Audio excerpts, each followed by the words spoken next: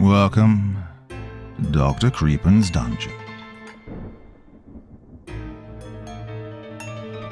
Nursery rhymes are unsettling because they take something innocent and familiar and twist it into something strange.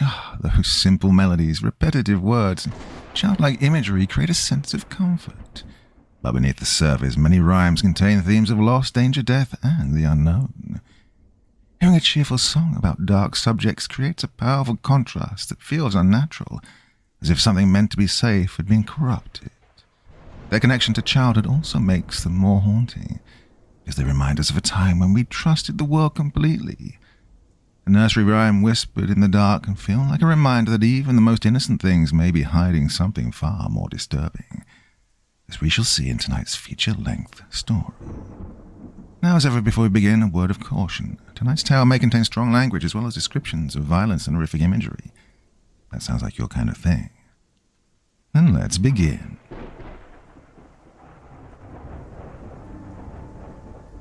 Throw salt over your left shoulder. Hang a horseshoe in your home for good luck. Never break a mirror. Knock on wood. Avoid black cats. Don't open an umbrella inside. Be very wary of Friday the 13th. We've all heard these and more. Most of us know that they're nothing but silly superstitions, antiquations left over from various beliefs and fears. By now, much of the world can easily dismiss these seemingly ridiculous ideas without a second thought. Sure, people still avoid walking under ladders. Well, it might not be safe after all. And when something is thought to be jinxed, people might say knock on wood, but how many actually do it or believe that it will reverse whatever bad luck you just summoned? It's not smart to open an umbrella inside, especially if it will result in water getting everywhere. And saying bless you to someone that sneezes, well, that's just polite. But there's a town that still holds on to some of these with an iron fist, though. There's an unintended pun there that you'll see in a moment. My hometown, which I shall leave unnamed for privacy, is that specific town. Maybe there are more in the world. I'm sure there has to be, especially in those countries that still hold fast to beliefs that we find to be follies. But in my personal life, I've never come across anything like it. I don't mean to make it sound as if my hometown is populated with strange or overly zealous religious people, and in fact, the outdated ideals that cause certain preventative measures barely show to anyone who might just be passing through, if at all. To a stranger of that quaint little town, nothing would seem off or different. It's just a town, a place to drive through if you're taking the scenic route.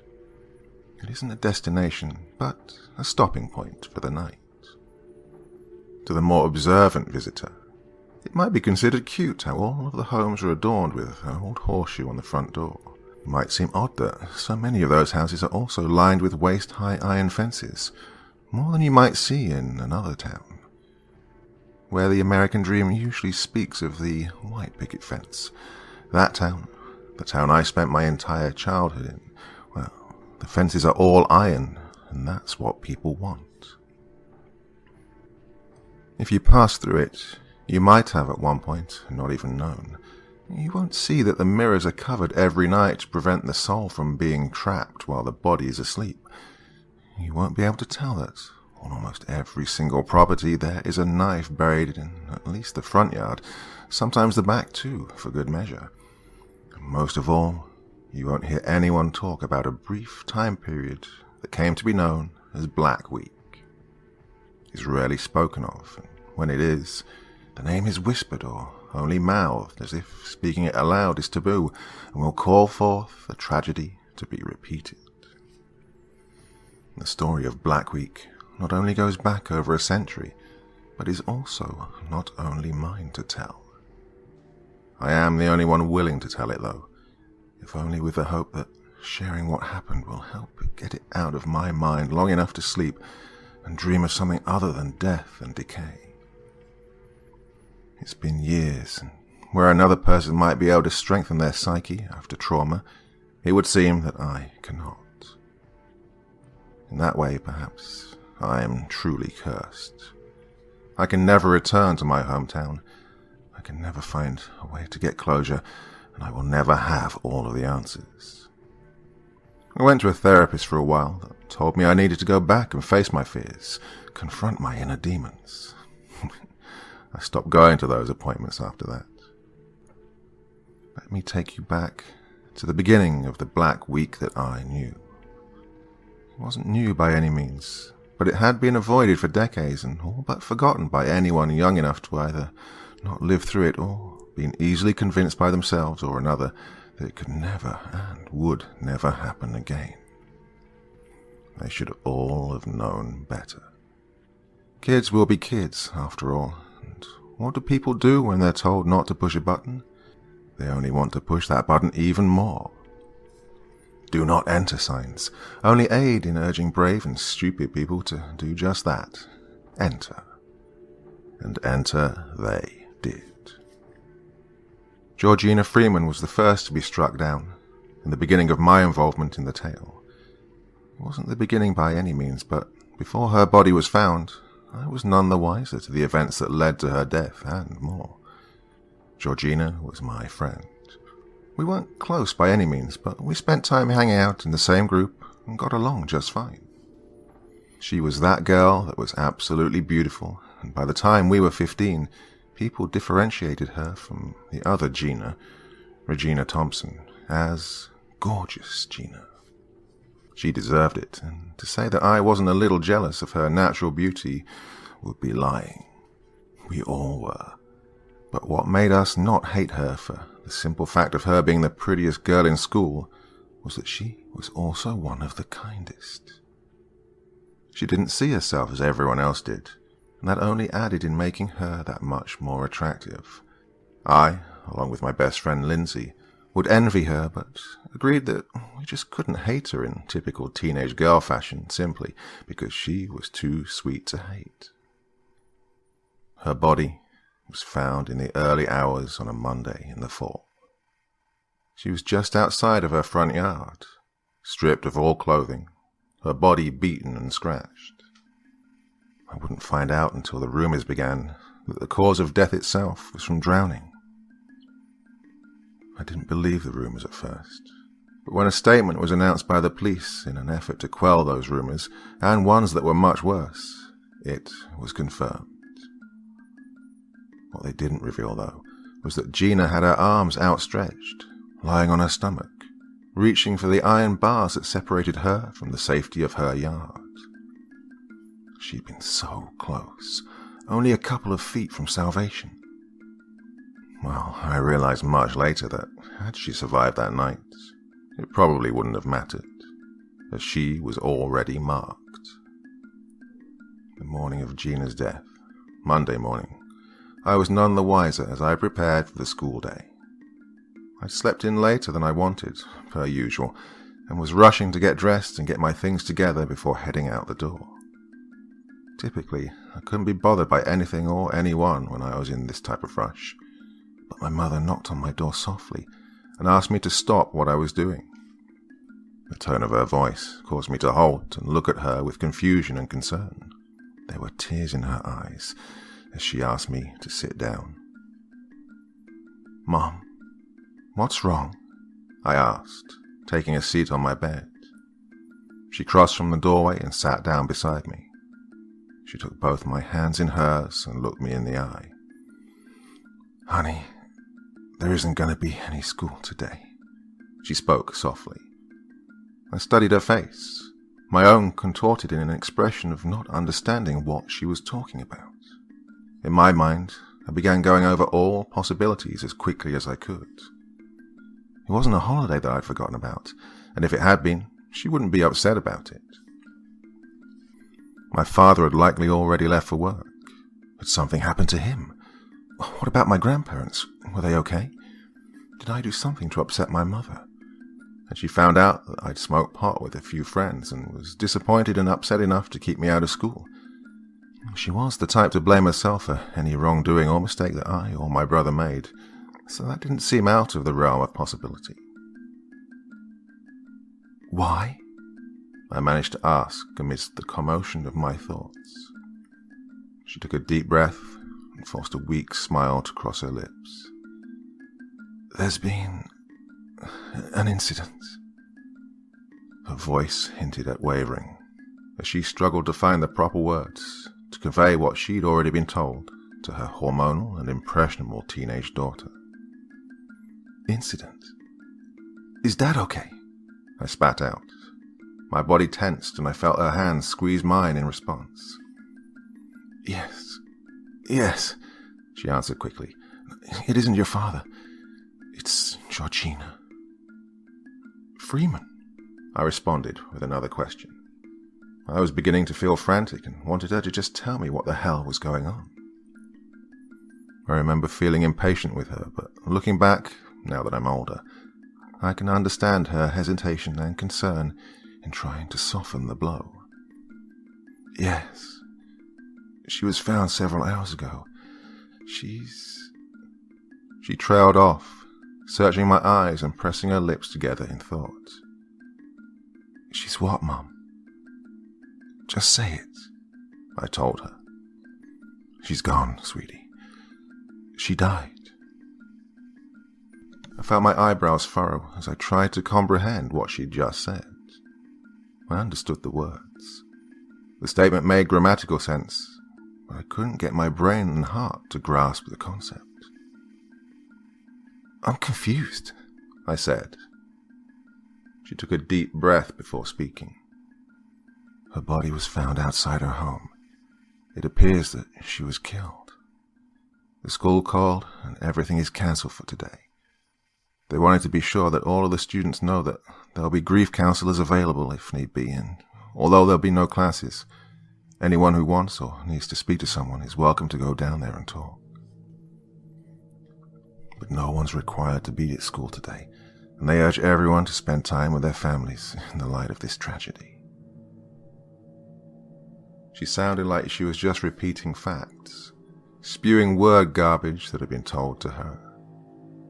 My mother, usually so caring, the woman who just walked into my room with watery eyes, seemed to flip a switch and talk from a script. I felt angry at this, and disbelief coiled inside me. I wanted to yell that she was wrong, that this was a bad prank. I wanted to laugh in her face and tell her that her acting sucked.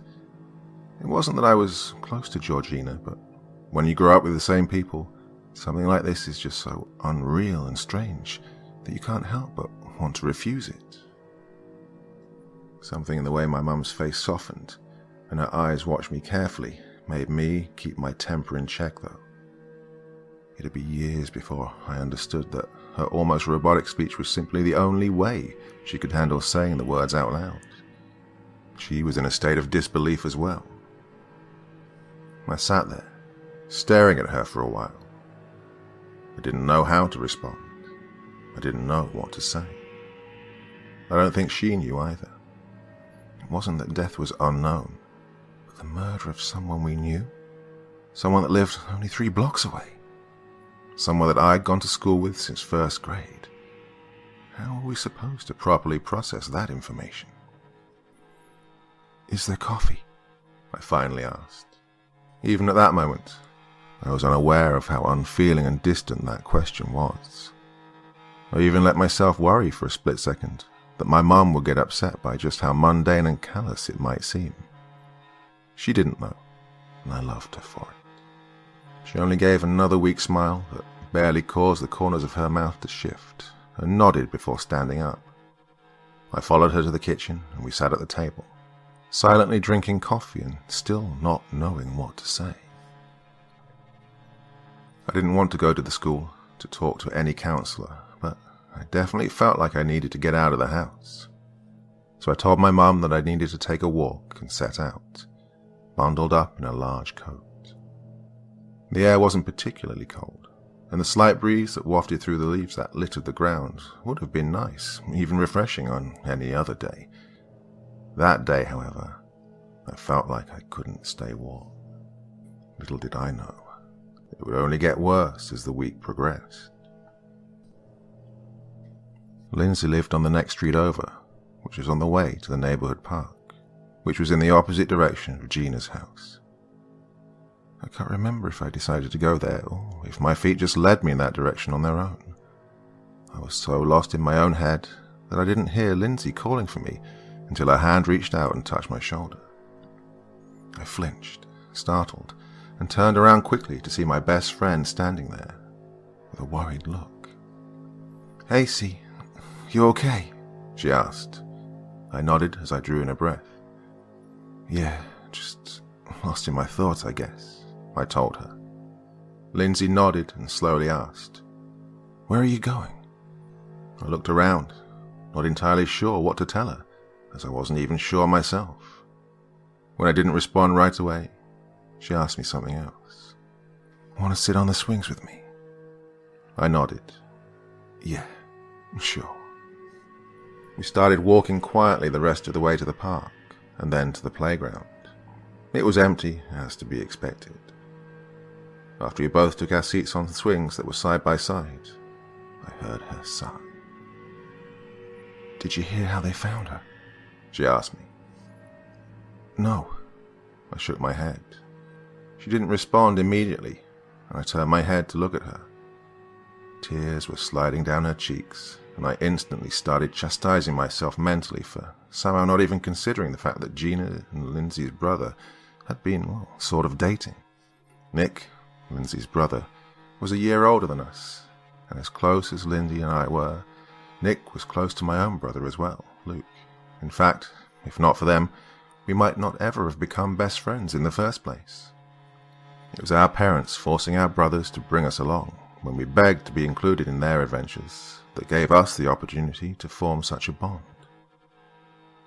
Nick and Gina had spent a lot of time together over the past summer and grown quite close. It wasn't unusual to see the two of them, with Luke in tow, roaming around town or going to the movies or doing other typical teenager things. They were like three peas in a pod, even after the school year started. Lindsay had confessed to me in secret that she saw Nick and Gina kissing one night after Gina had spent dinner at their house. Whenever she or anyone asked him, Nick would deny that they were a couple, but everyone knew that they were closer to being an item than they would admit. We speculated why they wouldn't just make it official, but if the question was ever posed to Gina, she would just giggle and say they were just friends. I knew that despite Gina being around Lindsay's house more often, they hadn't really gotten close. Maybe, given more time, Gina could have been like a sister to her, depending on how her relationship with Nick progressed, but it just wasn't past the point of her being close to only Nick. Whenever Gina would come up in conversation with their parents, even when I was around, they would both tell Nick that she was a lovely girl and they approved. He would blush and insist that they were just friends. And to that, their mum would wink at their dad, and they would nod as if they knew a secret, a happy secret. She was naked and all banged up. Lindsay finally spoke through sobs. "What?" I asked, shocked. Lindsay nodded. "Nick is the one who found her. He's really messed up about it." What? I failed to find the right words to form any type of question. My mind was reeling, spinning, trying to process the information. Lindsay started and took a deep inhale, filling her lungs with as much air as she could hold. "I don't know why he told me. No, I guess I do. I know why he said he told me, but I don't know what to do about it." "What are you talking about, Linz?" She took another deep breath and wiped the wetness from her face. "You can't tell your brother or anyone that I told you, okay?" "Okay." I hesitated, a little concerned about what she was about to tell me. "Nick and Gina run in the mornings. They usually meet over on Birch and jog to the high school, then use the track. This morning, he went to Birch, but she wasn't there. So after he waited a while without her showing, he went over to her house and found her there. Like that." Lindsay's voice faltered at the end. I shook my head. "Okay, but why can't I tell Luke that?" "No, she said. Not that. Okay, then, what exactly? I asked. Cecily, do you believe in ghosts? She asked, turning to look me dead in the eye. Can't say I ever really thought about it, I answered. What about curses? She posed another question. Curses? Linz, what the hell are you talking about? I asked. You know the old ghost story about the day rhyme witches, right? Lindsay spoke. I nodded, not understanding what any of this had to do with Nick or Gina or Luke. Of course. It's that old legend like every kid hears about. It's the spooky story told to keep kids from wandering too far into the woods. What if it's not just a story? She said quickly. Lindsay, I began, but was cut off by the look she was giving me. I decided to just listen and hope she would connect the dots quickly so I could understand what she was getting at.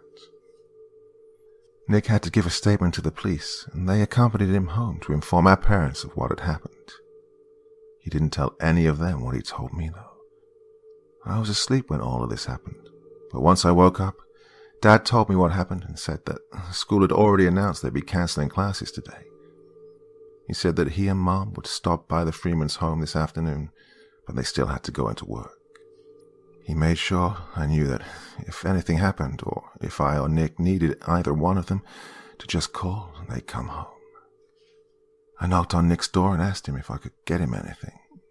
He didn't really respond, just grunted, so I left him alone. I went downstairs and sort of dazed and made some coffee. I didn't know what to do. I still don't know what to do. Not long after that, Nick came downstairs and hugged me. I was surprised, but I just hugged him back and asked him if I could do anything. He asked if he could tell me something that I wouldn't tell Mom or Dad or anyone else. I, of course, told him he could. We sat down on the couch. He was crying and seemed scared of something. Lindsay paused at this point, and I prompted her to continue. What was he scared of? He's still scared, see? And I don't know if he's ever gonna not be. If what he said was true, then I'm scared too, she said. Scared of what? I asked. She looked at me for a moment, then told me what Nick had explained to her. At first he mumbled and tripped over his words, talking about how the body was found. He said that she was so close to the fence, and if she could only have gotten inside, she would have been safe. He kept repeating that iron was safety, something about a curse. I couldn't follow his train of thought, but finally he made me promise that I would take care of Mom and Dad when he died. I wasn't sure what to think of this, but I promised. It unsettled me that he said when instead of if. The entire question unsettled me, really. But I gave him what he asked, and then listened to what he said. 5 of them, Nick, Gina, Luke, Alma, and Daniel, all went into the woods on Sunday. Alma moved here last year and convinced them to go out there. She'd heard the legend of the day rhyme witches and decided that she needed proof. She said that she did that kind of thing all the time, so they went out in search of the graveyard near the lake. Nick said that there are no trails that lead to it. It was hard to find. It took them all afternoon and all evening to finally come across it. They started with a trail that leads to the lake itself, and then walked along the shore, weaving in and out of the tree line in search of some sign. Well, in the story, everyone says it's a graveyard, but what Nick said he found was something more like a small plot of land fenced off with an iron cage. It was tall, taller than any of them, curving over their heads and enclosing the entire section. It was covered in leaves and vines, and the grass inside was dead. The term he'd used was deader than dead. He said it wasn't like the changing of the season and everything dying. It was as if the grass there hadn't grown in decades and just sat there, brown and yellow, flat against the earth. There was a gate in the fence with a large lock keeping it shut. The lock hadn't been touched for years, maybe since it was first built even. There was a wooden sign hanging on the front of the gate that said, "Stay out, stay away," in an old-fashioned script that was almost too faded to read. After harsh seasons and so much time, it was rusted through, and Daniel decided to be a show-off and attempt to pick it. He was successful, and opened the gate with a loud screech of the old metal. Nick said they all had to cover their ears because it sounded like the gate was grating against itself inside of their heads. Once it was opened, they all dared one another to go inside. In the end, they all went inside, and despite the gaps in the bars, Nick said that all sound ceased. It was as if they'd stepped into a soundproof room. He stuck his head out of the doorway and heard the normal forest sounds, but when he pulled it back in, he could hear nothing. There were no gravestones or markers for each individual grave, but the outlines of 7 holes were easily distinguished, and a single stone slab lay centered at the head of the set. It read, "Here lies witches. Let them burn for their sins and transgressions. Let demons feast on their damned souls for generations and never give respite for their crime. In the name of our almighty God now, dear Henry." When they got close to the stone, they could see at the top something carved into it, obviously years later. He said the smaller message looked hastily done and was worn away mostly, but they were able to make out the words, "Forgive us." As they were all examining the single marker used for all of those buried there, Daniel read the original words aloud in a booming voice. They all stared at him, annoyed and a little surprised, and confused as to why he would do that. No one noticed that Alma was smiling until he finished, and she added, "We wish you the fury of hell. May you never rest or find peace." "Wait," I interjected. "Isn't that how the ghost story goes? Someone is supposed to say that, beckoning the witches to rise from their graves and try to exact vengeance for their deaths." Lindsay nodded solemnly. "Yes." And as soon as Alma spoke those words, Nick said the air seemed to change. It was dark by that time, and he swears that bright orange and red lighting filled the sky for a moment. He wanted to demand why Alma would say that, but didn't get the chance. None of them did. Thunder resounded through the sky and their bodies, and they felt the vibrations in their bones. The ground began to shake, and moaning and wailing began permeating the air, starting softly, then growing in further intensity. Given the entire situation, they all felt panicked and ran. They darted out of their iron cage so quickly that they left the gate open. That's when the storm happened. Nick said that in town it wasn't so bad. Even now, everything is already dried. In the forest, though, he said that they ran through sheets of heavy rain and the constant glow of lightning and barrage of thunderclaps. I told him that I didn't remember it being that bad of a storm. He said that it was only that bad in the woods and around the lake. Once they got back to town, they all laughed and tried to convince each other and themselves that they just spooked themselves in the spirit of things. He said he even really did believe that it was simply their minds messing with them and recapturing the scary feelings we all felt as little kids hearing the legend. It didn't keep him from sleeping or enjoying the rest of his night. But then this morning, he found Gina dead.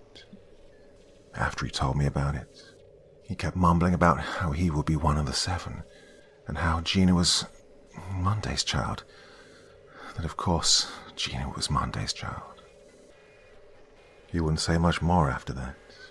He kind of just drifted into a quiet mood and stared blankly into the distance. When he wouldn't respond to anything I said, I got up and tried to process what he told me. And that's when I saw you walking down the street. We sat in silence for a few moments, both trying to make sense of Nick's story and what had happened to Gina. Finally, I asked her, Do you believe him? Do you think they really set the ghosts of those witches free? I don't know, she shrugged. The older people like my grandma tell stories about being plagued by ghosts when they were little, but I never really believed it. Now, I really don't know what to believe. All I know is, if it were real, then Nick and the others are in trouble. The witches are said to kill those who summon them first, before moving on to others. See? What if Nick dies? She began sobbing once more, and I stood up and wrapped my arms around her. I didn't know how to comfort her, and I didn't know if I wanted to believe in something I considered a silly ghost story. It was entirely possible that Georgina was just the victim of a horrible and tragic crime, and sure, the timing was impeccably bad and strange. But what if it was supernatural? I just wasn't sure. Putting any type of stock into telling something like that made any sense. I didn't want to give a real murderer, someone flesh and blood, any less blame than they deserved, let alone shift any of that to the supposed ghosts of witches.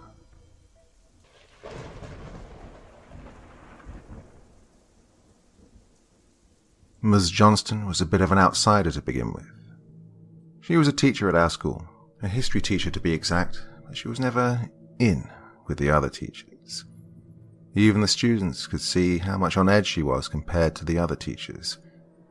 When you work with the same people for a while, you build a sense of camaraderie and even friendship with some of your co-workers. Teachers could often be seen in the halls exchanging greetings or laughing over something that had happened when they went out as a group to relax. Charlene Johnston was never one of those teachers. Sometimes I even wondered if she noticed how her peers reacted to her presence. Rather, I should say that they lacked a reaction. Just as the planets gravitate around the sun, Charlene Johnston was like a star that had no gravitational field whatsoever. She was odd, sure, but until Black Week began, she was simply someone that no one really thought about. Now, after the years that have passed, people probably don't think much of her once again, if at all. I can never forget her, though. I can't claim that I ever knew Miss Johnston very well, or that I wanted to. She was a teacher, I was a student. The extent of us getting along was curbed by my simply wanting to pass her class and eventually get out of high school. I considered her a bit quirky, with her frequent visits to the antique shop and lime green vintage glasses complete with its blue beaded chain. She was easier to deal with than many of the other teachers, and in hindsight, I can see that she was guarded but gentle. And if not for the botched ritual that the 5 kids had performed, I never would have found out just how giving Miss Johnston was, or why she was so guarded. School resumed on Tuesday, with everyone in a somber state. Some teachers attempted to hold regular lessons, but overall, I don't think much was done in any class. If it looked on the outside as if work was being done, it was all in a state of autopilot, and not actual learning or retention of information. If you were to ask me what I learned in science, or what we studied in math, I wouldn't be able to tell you a damn thing. It just wasn't important, especially with the story that Lindsay had shared with me and that was still rolling around in my mind. I did learn something, though, but nothing usual in an academic way. The announcement of a second death was made during 4th period, just before lunch. It only served to prove that the low mood of the students and teachers could be brought that much lower. The principal, a typically friendly and happy man named Mr. Keller, didn't include the name of the person who died, but that didn't matter for very long. Rumors were already flying by at the end of the lunch period, and everyone seemed to know it was Alma Harker. Alma, who'd just moved here with her family just over a year ago. Alma, who'd been with Gina, Nick, Luke, and Daniel. Alma, who had urged the group, according to Lindsay, to visit the caged graveyard. Alma, who baited the spirits of the witches to rise up and take vengeance. It didn't take more than 5 minutes for Lindsay and I to sit down before our discussion turned to be one of the day-rhyme witches and the curse on our town. We spoke in hushed tones, not wanting to share our words with anyone else. As we were speculating on why Alma was the second to die, when she was the one who spoke the words, Kyle Adams slid himself into the seat next to Lindsay. "You gonna eat that?" he asked Lindsay, pointing at the opened and barely touched chicken salad sandwich that sat in front of her. She shook her head and slid it over to him. He took a large bite out of it, while we watched him in disbelief. Kyle wasn't exactly a close friend, but since he had his own car, while Lindsay shared one with Nick and I had to borrow one of my parents' cars, we had spent quite a lot of time around him. He lived next door to me and would regularly give me a ride to school if Nick had decided to take the car and do whatever before heading to school. We'd all gone to the same middle school and now high school, and being neighbors, there was a sort of common ground that we shared, even though we typically didn't run in the same circle of friends. "What?" Kyle asked, mouthful of food. I rolled my eyes at the rude display. "Did you just come eat my food?" Lindsay asked him. He chewed and swallowed before speaking. "Nah. Was wondering if you all needed a ride home today. I was planning on working out here for a while, but if you need a ride, I can always work at home," he said. Lindsay and I shared a confused look and asked, "Why would you think we needed a ride? You didn't need to bring us this morning." I didn't know if Nick would be back to pick you up or not. He shrugged and took another bite of the sandwich. "Nick didn't bring us. He stayed at home today," Lindsay answered. "I just saw him getting into your car and leaving the parking lot," Kyle said, now becoming a bit confused himself. "He what?" Lindsay and I said in unison. Kyle twitched slightly, taken aback for a split second by the intensity of our combined question. Yeah, he was heading out. I figured he walked up here to use it for some reason." "You didn't know?" he asked. We both shook our heads, and Lindsay pulled out her cell phone. She hit a few buttons and held the phone to her ear, and then waited. After a moment, she looked at the phone and hung it up, and then furiously sent a text message. "He didn't answer," she said. Her tone was a mix of anxiety and exasperation. I didn't know what to say. Where would he have gone, and why wouldn't he have told his sister? Kyle scoffed down the rest of Lindsay's meal with hardly a word. As he was finishing up the last bit, I stared at him, curious as to how he was being so heartless about the situation. Most of the students, including Lindsay and I, couldn't seem to eat much, if anything at all. "You heard who died, right?" I asked bluntly. Kyle nodded slowly. "Yeah, it was Alma." "And that doesn't bother you at all? I get that she was your ex and all, but you don't seem like she mattered in the slightest," Lindsay said. "It does a little." He shrugged again and then cleared his throat. "Look, Alma was a great dancer and all, but that was all she had going for her. She seemed like she was nice and sweet to most people, but really, she was a bitch. Did you know that we broke up because she cheated on me? She treated me like dirt and then hooked up with like 5 guys at some frat party her sister took her to. They filmed it and everything. When I found out, she tried to say she was drugged or something, but I found the video. Yeah, I shouldn't have watched it, but I don't know, I just had to." I could catch easily on his insinuation that the video revealed something more than what she had told him, but before he continued, I couldn't help myself. I blurted out a question that I still believe seemed callous and cold, given the situation. "How did you find the video exactly?" Carl looked me dead in the eyes and blushed. I just came across it." I mused sarcastically. I think the 3 of us all knew that he must have come across it on some porn site, but looking back, I really wish I hadn't have asked. It wasn't that I didn't want to know the answer, but we were talking about someone who just died that day, and not only that, Carl was telling us about something awful that she'd done to him. "It doesn't really matter how he found it," Lindsay said, shooting me a look that screamed, "Really, see? Right. Carl composed himself and continued. It was obvious from the video that she wasn't drugged. She was really into it. She did things with them that I never would have asked her to do. When I told her that I found her sex tape, she laughed and told me that at least they could satisfy her, unlike me. She said some pretty hurtful things, and yep, I didn't want her to die, but, well, I can't say that I'm completely broken up about it. At least, not right now. I apologized to Carl for being brash. Both Lindsay and I told him we were sorry that happened to him. Carl sat with us for a little while longer, and the entire time I couldn't help but study his expressions and notice that even though he was outwardly appearing to not care very much about Alma's death, his eyes told a very different story. I wondered if working out was going to help him also work through those emotions that he seemed desperate to hide and pretend didn't exist. We assured him that even if Nick wasn't back with the car in time, we wouldn't need him to drive us. At worst, we would just walk home.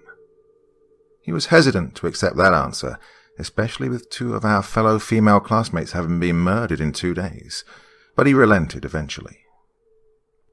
5th period for me was history with Ms. Johnston. It was also the only class that Lindsay and I had together. We joined the zombie-like students in the classroom and took our seats. Ms. Johnston sat at her desk, quietly watching everyone file in and waited for the bell to ring. Her typical garb of an ankle-length dress and button-up sweater were a little off. The buttons on the front of the burgundy dress she wore that day were mismatched, and her sweater hung limply off one shoulder. I noticed that her hair also didn't look as if it had been brushed that day. It wasn't particularly messy, but it wasn't smooth either. A few strands seemed to be sticking in different directions, and there was a small lock of hair looped next to her ear. Her gaze caught mine, and her face softened. She looked tired and weary, as if she'd been struggling with something that none of us knew about. "Class," she began once everyone had taken their seats and the bell had rung. "By now, you've all heard more details than you were probably supposed to know, I'm sure." There was a murmur among the students, confirming her statement. "I don't know how much, but I've been told a few details that I feel you are welcome to. So please, does anyone have any questions about what's going on?" she asked us all. There was an awkward silence, and a few people shifted in their seats. Of course we all wanted to know. It's human nature to be curious and want to be informed. But no one appeared willing to be the first to speak. "Think of it as a lesson in current events," Miss Johnston spoke again. "And if you don't feel up to talking about this particular event, what questions might you have about, well, current events? Local, countrywide, worldwide, any at all?" A kid toward the back of the class, Patrick, raised his hand, and Miss Johnston responded with, "Yes." "Is it true they found her at the dance studio on First?" he asked. For the first time that I could remember, Miss Johnston had the undivided, enraptured attention of every single one of us. She nodded. "Yes, Alma Harker was found at the dance studio, which will be shut down until the police finish their investigation." "Was she really murdered?" another student asked, without raising her hand. Miss Johnston took in a deep breath and looked at us all for a few long seconds before answering, "Yes." "Is it the same person who killed Georgina?" the same student blurted out. "The police have not announced anything of that sort as of yet," Miss Johnston responded. "Did she drown too?" yet another student asked in a small voice. I glanced to the speaker and saw that it was Freddie Tucker, the son of a sheriff's deputy. "Wouldn't you know better than her?" Patrick asked before Miss Johnston had the chance to say anything. I watched Freddie shoot Patrick an annoyed look, but everyone turned their attention back to the front of the room when our teacher began to speak. "I don't think that information is supposed to be public knowledge yet, Mr. Tucker, but as of right now, we haven't been told how Miss Harker perished." "What about the curse?" The girl that sat next to Lindsay asked. I think her name was Jennifer, or Jessica, or Jericho, or something. Lindsay, alarmed by the question, looked at me with wide eyes, and I shrugged, also concerned. Who said anything about the curse? Miss Johnston asked her, her eyes narrowing in on the girl. The student only shrugged and sank back into her seat. I heard that Gina and Alma and some others started the curse too. A male student, Hanson, I said. Miss Johnston sat down in her seat with a sigh. They didn't start any curse. Vera, a quiet, bookish girl who almost never spoke, raised her hand. Miss Johnston, what's the curse? Miss Johnston took another moment to look at all of us. She interlocked her fingers to create a bridge with her elbows on her desk and leaned forward, glancing to the open door before talking again. Will you close the door? She asked the student closest to it, and once they had, she began to relay the full version of the scary old story that we'd all heard. Centuries ago, the Salem witch trials drove people deeper into the country.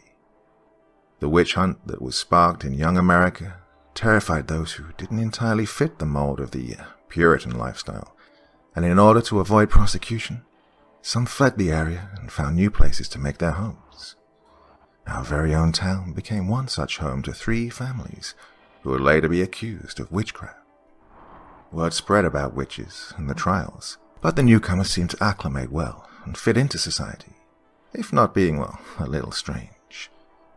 Most of the townspeople considered their odd behaviors as simply a difference in lifestyle from a larger populated area to this one. This town was still an infant, and much as small towns see differences in people from large cities, it was the same in that time. Well, at least it was for a while. The second generation came along, and people began noticing failing crops and sickening livestock. It would seem that the town was faltering. Some pointed their finger and accused the specific families of witchcraft. The families accused were the ones that had joined them during the panic of the witch trials. Although the town quickly grew wary of these families, they did not outright call them witches just yet. Children and the elderly began to grow sick during a harsh winter, and by the next spring, many had died, including some of those who had moved here to avoid persecution. It didn't matter though, as the town overall began to hold them at fault, whispering about black magic rituals and disease that only appeared because of their work with the devil.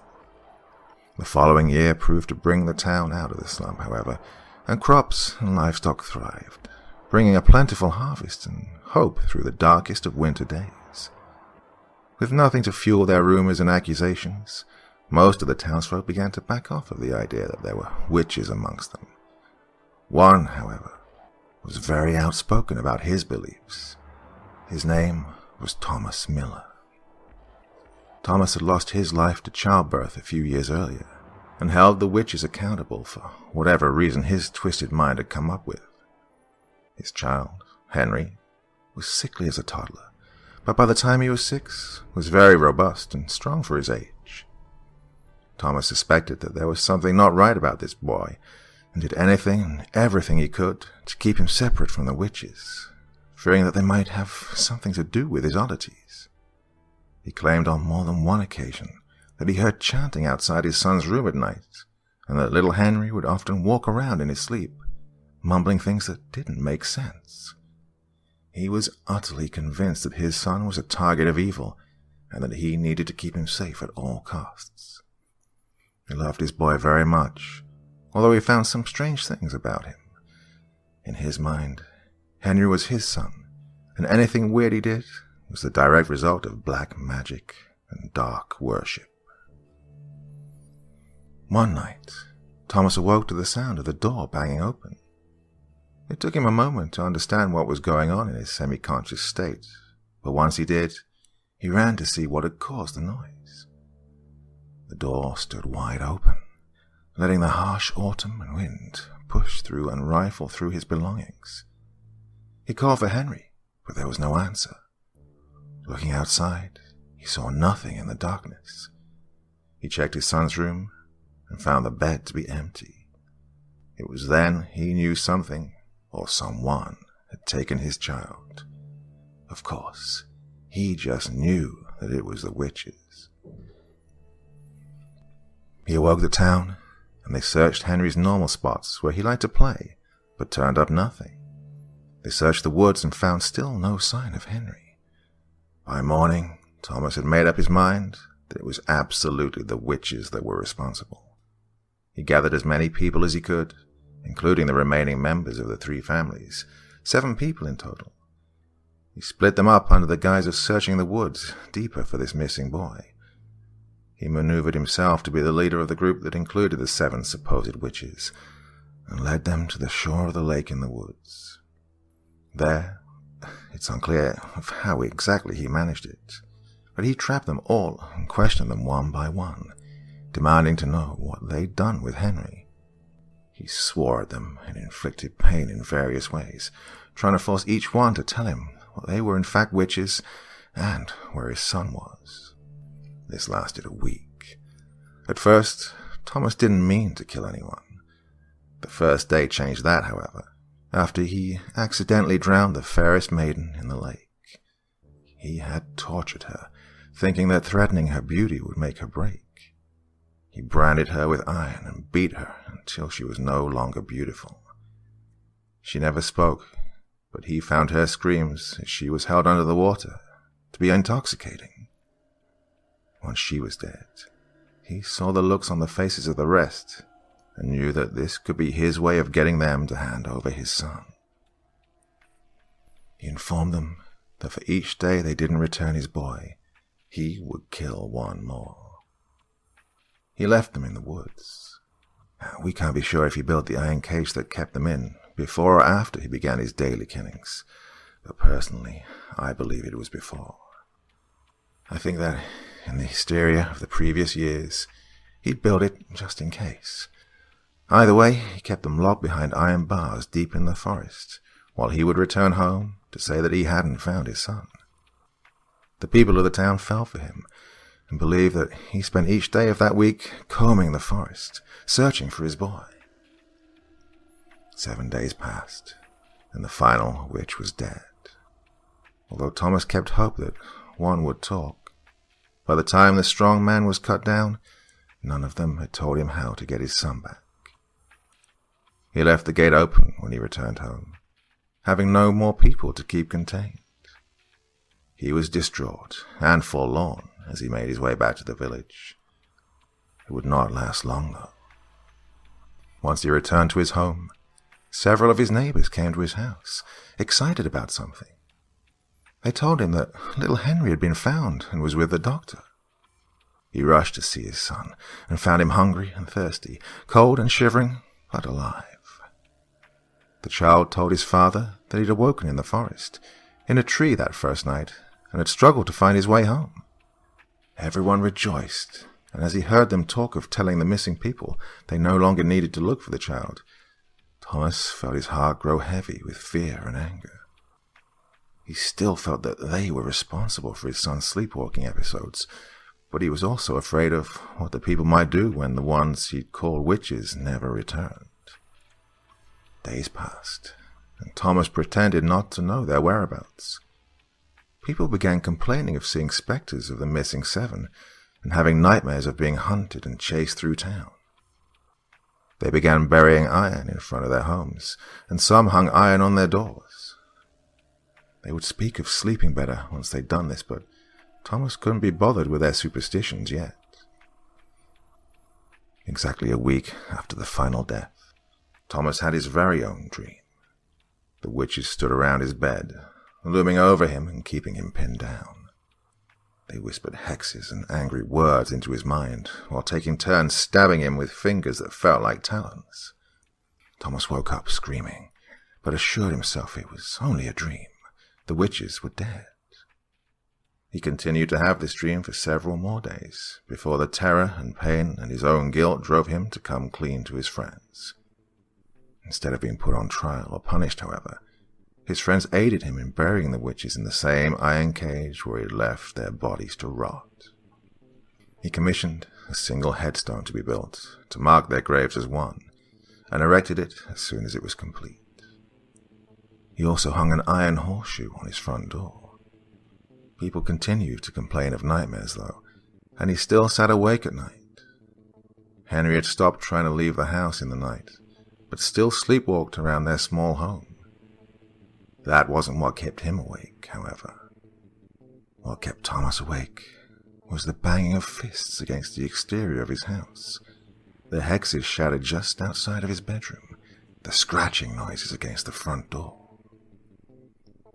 Everything culminated one night when he was shaken by a banging on his door. He hadn't been to sleep yet, and the urgency of the knock made him jump and shake. He didn't move until he heard the voice of one of his neighbors yelling at him. The metalsmith shop in town was on fire. He rushed to help, leaving the door unlocked and his son in bed.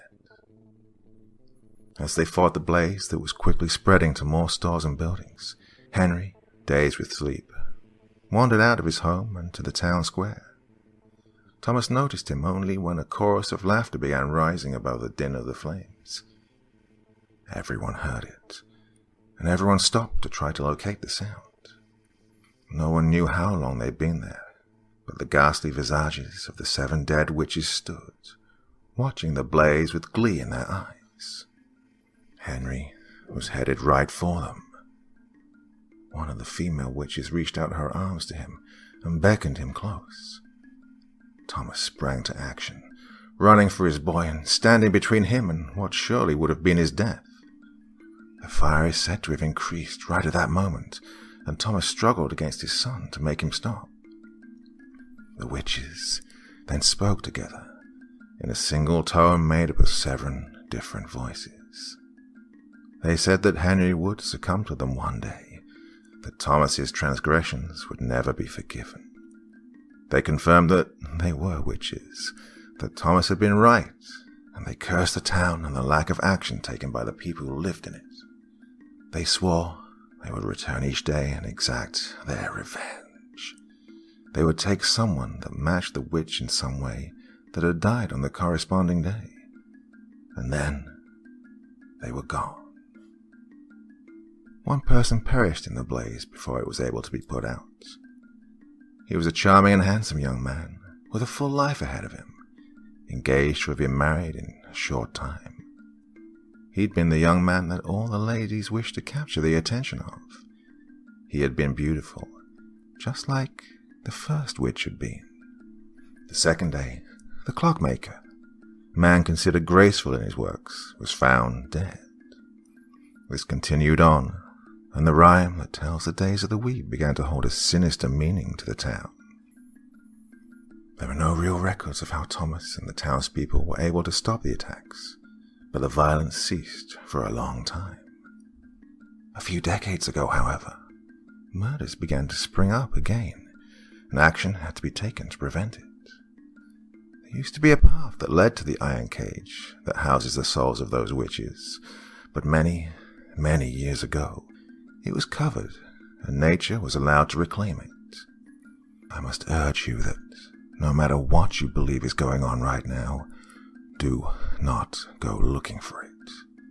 It's easy to get lost in the woods, especially without a path to follow. Do not put yourself in harm's way and take care of one another. Always be alert, and if you see anyone suspicious, report it immediately. Mrs. Johnston concluded the tale with what felt to me like a rushed afterthought. I got the impression that she believed in the witch's curse, and she just wanted to make it seem as if she was the same as every other sensible adult. I couldn't help but wonder what else she knew, or what she might be able and willing to tell someone in a one-on-one setting. After class, I exited the room with Lindsay, and we walked to where our lockers were, side by side. We were silent until she spoke, putting words to exactly the thoughts I was having.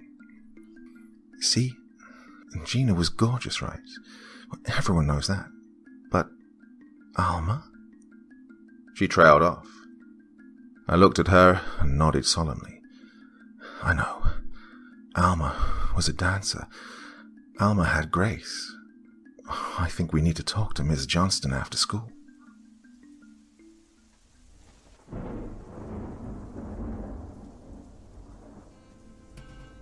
Approaching Miss Johnston alone was, admittedly, a little daunting for me. When you're younger, people such as teachers have this air of power about them that makes you inherently nervous. You don't fully understand or grasp that they are just people with their own lives and worries, and sometimes they're just as lost as you are. It isn't until we're considered adults ourselves that we truly see that we're more like those people we look up to, or the people that we fear when we're children. That Tuesday, it took all of my confidence to go to Charlene Johnston's classroom, as the school quickly emptied of staff and students. This wasn't just asking about a homework assignment, after all. This dealt with murder and witches, and something that only that morning I'd considered folklore and a tall tale to keep kids in line. Lindsay had planned on joining me, but when I checked my phone the moment the bell rang, I saw a text message from her. Nick had texted her shortly before and would pick her up. As much as I hated to lose my best friend and the confidence that she exuded, I understood that right now she needed to talk to Nick more than Miss Johnston. I could handle it, I repeatedly assured myself mentally as I made the short walk through the halls to the history room. I also continually went over my options for just what the hell I was going to say to start the conversation. As I closed the distance, I saw Miss Johnston exiting the room and stopping to lock the doorknob. "Miss Johnston," I called out to her over the other teens milling about the hallway, opening and closing lockers, making plans and gossiping. She looked up, and she raised her eyebrows when we locked eyes. As she pulled her key out of the knob, I hurried over to her. "Yes, Miss Wood?" she asked. Her hands fumbled with her purse as she tucked the small ring of keys inside and pulled out another set, presumably for her car. "Can we talk?" I asked. I glanced around at the busy hall and added, somewhere less crowded. She didn't respond right away, but looked me in the eyes intently. She seemed as though she was trying to decide something difficult. She didn't ask me what I wanted to talk about. She didn't assume or pretend to assume that it was about school. I felt in my bones that she just knew what I wanted to know, even before I'd said anything about it. There was a sense of understanding between us, and honestly, I didn't question it at the moment. It wouldn't be until much later, as I replayed the events in my mind, that I would find it strange. "Luke was there," I blurted out. I'm not sure what I was thinking as the words left my mouth, but as they fell out like something distasteful, I pleaded in my mind for her to make up her mind and help me if we were truly in danger. "Shh." She put a finger to her lips and shushed me. Her face softened a bit, and she nodded. "Walk with me." I obliged and followed her down the hall. There was a noise all around us, but it sounded muffled to me. In my concern, concentration and fear, the only sounds that made themselves known to my ears were my own footsteps and my heart beating. It wasn't pounding yet, but I felt like it could take off at any second, just as a racehorse takes off out of the gate. For a few seconds, as we walked without speaking, my mind wandered, and I related my heartbeat to the pounding of steady hooves on hard dirt. We exited the building via the door to the teacher's parking lot, and I continued to follow her, my eyes scanning the surrounding cars and people leaving the lot. In my periphery, I noticed my teacher hit a key fob, and I looked at the vehicle we were nearing. The lights flashed in response to her unlocking it. I'd never thought about what Miss Johnston might drive, but was rather surprised at just how dirty it was on the outside. The lower half of the silver Subaru sedan was covered in a layer of dirt and dried mud. It wasn't unusual to see a dirty vehicle in this way, but for some reason I just didn't expect it from Miss Johnston. Although she'd seemed disheveled today herself, she was typically clean and well kept. I wondered briefly if that only reached her person and not her car or home. "What is it that you want to ask?" she prompted after opening the back door and gently placing her purse and work bag inside. Her keys remained in one hand while her other rested on the top of the still open door as she turned to face me. I don't really know what to ask," I admitted. "Well, first off, I'm sure you're wondering if it's real. Am I correct?" she said. She was correct, and in response, I didn't say a word but looked sheepishly to the ground and hiked up the strap of my backpack to sit more comfortably on my shoulder. "You said your brother was there?" she asked. Her voice was calm and stoic, but there was an undertone of concern that she struggled to conceal. I looked back up at her and nodded. "Yes. Is it real? Is he going to die?" Her brows furrowed, and she let out a breath before answering. "Do you have anywhere to be, or would you be willing to take a ride with me?" "To where?" I instinctively asked. "It's a place with answers. They might not be the answers that you want to hear, but they're answers nonetheless." She spoke quietly. I stared at her for all of 3 seconds before nodding and walking around to get into the passenger seat. I heard the door close and the driver's door open. I was pleasantly surprised by the interior, which I hadn't even bothered to glance at until I was sliding into the seat and setting my backpack carefully onto the floor beneath my feet. As messy as the exterior looked, it was almost immaculate on the inside. It wasn't anything special, but I could tell that my musings a few minutes before were incorrect and that Miss Johnston did, in fact, care about her car as much as her body. There was also a scent that I couldn't determine the origin of. I glanced around, searching with my eyes for an air freshener or something, but discovered nothing. It was a relaxing and mystical scent, and despite the situation, I found myself focusing on what was creating it. The therapist I used to go to said that, for some people, in stressful or traumatic experience or times, it's easier to detach from the most of their predicament and focus solely on a detail of some sort, and likely that's exactly what I was doing. Miss Johnston placed herself in the driver's seat and slid the key into the ignition. The engine started up with ease, and we both reached up to secure our safety belts. She caught me looking around and gave me a quizzical expression. "What is that amazing smell?" I asked. She let out a light-hearted laugh. "It's a special homemade blend." As she spoke, she pushed the cover for the cup holder open and pulled out a jar and handed it to me. I took it and examined the contents. It appeared to be candle wax or something similar with herbs melted in. I held it under my nose and took a deep inhale before handing it back to her.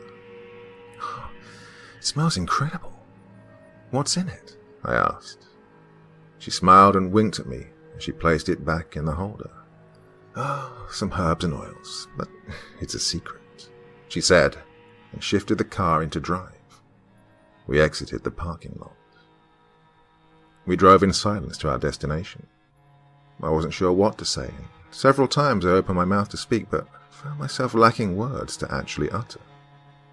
For Miss Johnston, I think she was just waiting until we arrived at whatever the place was that had answers. It wasn't too long of a drive, about 15 to 20 minutes. I recognized most of the roads until we turned off the pavement and began to follow a dirt path. It was smooth, despite looking like it should be riddled with holes and dips. Most people tend to automatically slow down on dirt roads, especially those that they don't know, but Miss Johnston maintained a speed of 40 miles an hour, leading me to believe that she knew this road well. It was no wonder that her car was so filthy on the outside.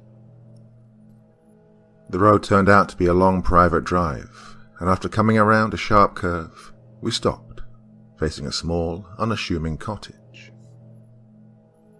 I had no previous knowledge of this place, and although it fit perfectly into the witch lore around the area, no one I knew had ever seen or spoken of it.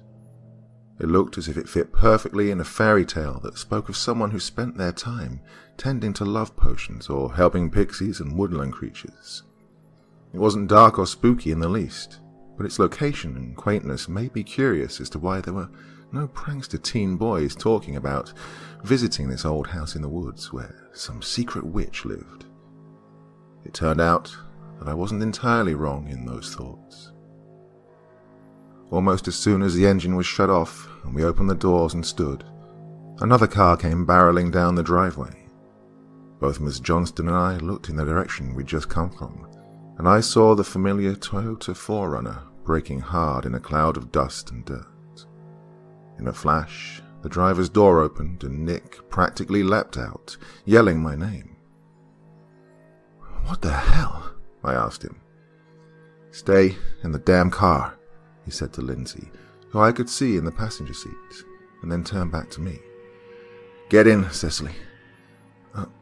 No. What are you doing? Did you follow us?" I asked incredulously. "Just get your stuff. Get in the frickin' car. Now!"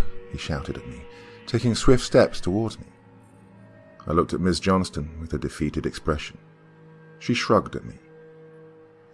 "You should do what he says," she told me.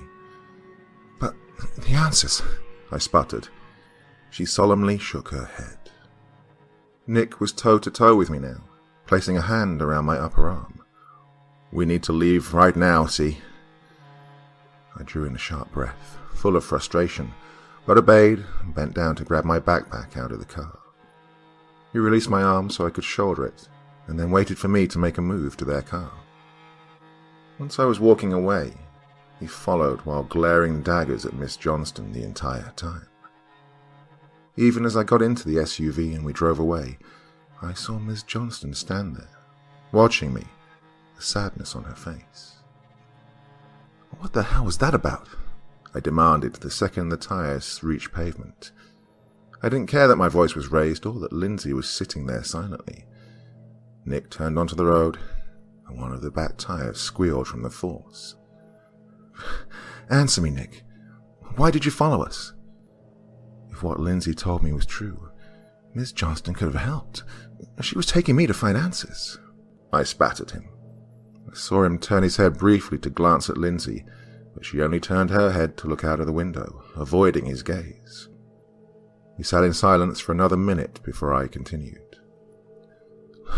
"Tell me what's going on," I said in a low voice, putting all my effort into sounding as forceful as possible. "She's a witch, Cecily. She's a damned witch," Nick finally answered. I sat back in the seat and considered this information. I wanted to ask him how he knew, but couldn't manage to form the words or even a full thought. When Nick pulled the car up to my house, no one said a word as I opened the door and got out. He was reversing out of the driveway almost before I slammed the door shut. I stood there, unmoving, as they drove down the street and then turned out of view. What the hell was his problem? How was Miss Johnston a witch? Is that how she knew so much about the curse? Was she planning on sacrificing me or something? Thoughts and questions swirled around my head as I made my way inside and to my room. Mine was the only bedroom on the first floor, and it had originally been an office. As I began to grow and needed my own space, my parents converted it to a small but cozy bedroom for me.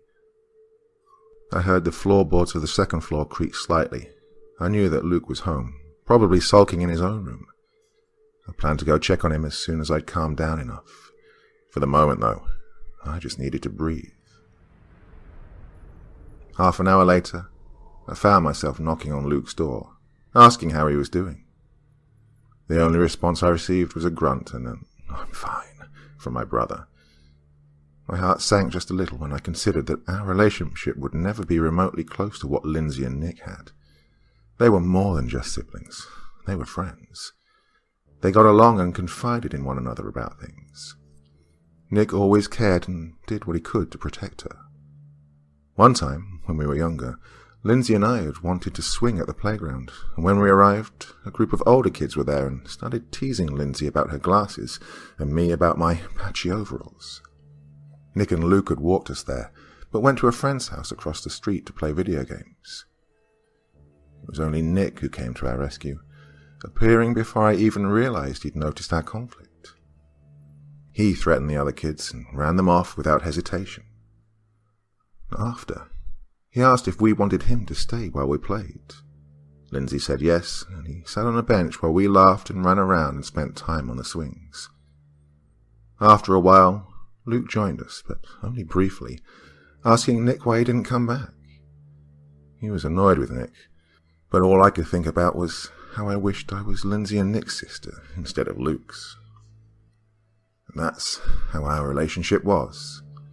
We weren't close, we rarely talked, and if you didn't know better, you'd have no reason to think we were related, apart from some similar physical features. I wanted more, though, but no matter how much I tried to be his friend, or even much of a sister, I was shot down and pushed away.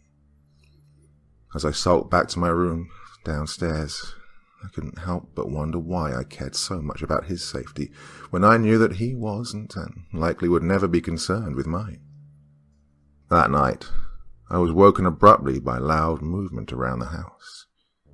My mother threw open my door before I could understand what was happening. My eyes blinked open as I saw her rush to the side of the bed and beg me to get up. She was frantic, and I groggily sat up, asking her what was going on. Something striking the side of the house came as a response, and my head whipped around to look at the window across from my bed. "What?" I muttered. "Come on, honey. We have to get away from the windows." Mum tugged on my hand gently. She was panicking, and I was confused. "Heather, did you get her up?" I heard my father call from down the hall. "We're coming," she yelled back to him as I slid out from under my comforter and began to stand on tired legs. "What's going on?" I asked her. She didn't say a word, only looked at me in the darkness.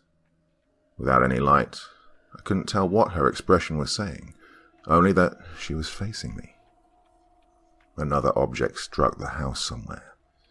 I jumped and gripped Mom's hand.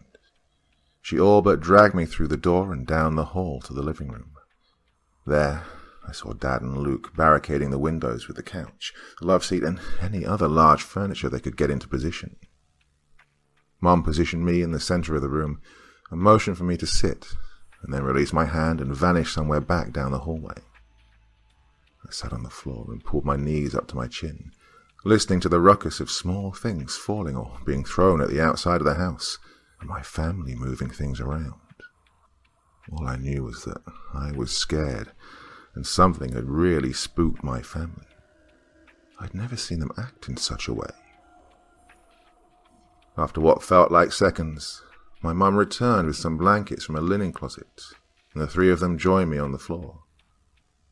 We sat there in silence, and I began to make out a voice from outside. No, not a single voice, several voices, all taking turns speaking. They sounded distorted, and had a strange, lingering quality to them that I could only describe as an audio representation of the effect waving a light and trying to spell your name in the dark has. "Wednesday's child," one voice spoke, "is full of woe." Another chimed in. "We come." The third, "For Luke Wood." Yet another, "He called us." Voice number 5, "He released us." The 6th, "We can end your suffering, child." The final voice spoke, louder than the rest. Or was it just closer? I looked at my brother and saw the sheer terror on his face. He looked like a small child again, and there were tears in his eyes. I tried to remember if I'd ever seen him so afraid before. My father whispered something to him, but my mind wouldn't comprehend the words. I'm sure it was something either comforting or something meant to keep him strong against the people or things outside. The barrage of bangs against the house picked up. At first, I thought that whoever was outside was throwing small pebbles or stones at the side of the house, but when they started to hit against the back and the roof rapidly, I knew that couldn't be. With every second that ticked by slowly, we huddled together, petrified of what was happening. I still didn't understand just what was happening, but I knew from what they'd said that this was related to the witches. The noises stopped for a moment, and one of them spoke. "Come outside. Come to us, Luke." My brother stood up, against the pleading from my parents. He took a step toward the front door, and my father lunged to his feet, grabbing Luke's arm and telling him to stop. What happened next was so fast that I still don't know just how I remember the details. Luke's free arm pulled back as he turned to face our father. As his head pivoted, I saw a glint of silver from his eyes. It was similar to how a deer's eyes reflect headlights when encountered at night, but the color was unusual. I also realized that his face was blank, devoid of emotion. It was as if he was an empty being. I assume that my father saw this too, as he momentarily stopped, his eyes narrowing on Luke's visage. By the time he saw Luke's fist swinging toward him, it was too late to duck. His knuckles made contact with Dad's jaw and sent him hurtling to the floor. Some people become hyper-aware when presented with extreme fear in a traumatic situation. For others, the mind blocks things out and details become fuzzy. I'm one of the latter, and that's one thing I can still be thankful for to this day.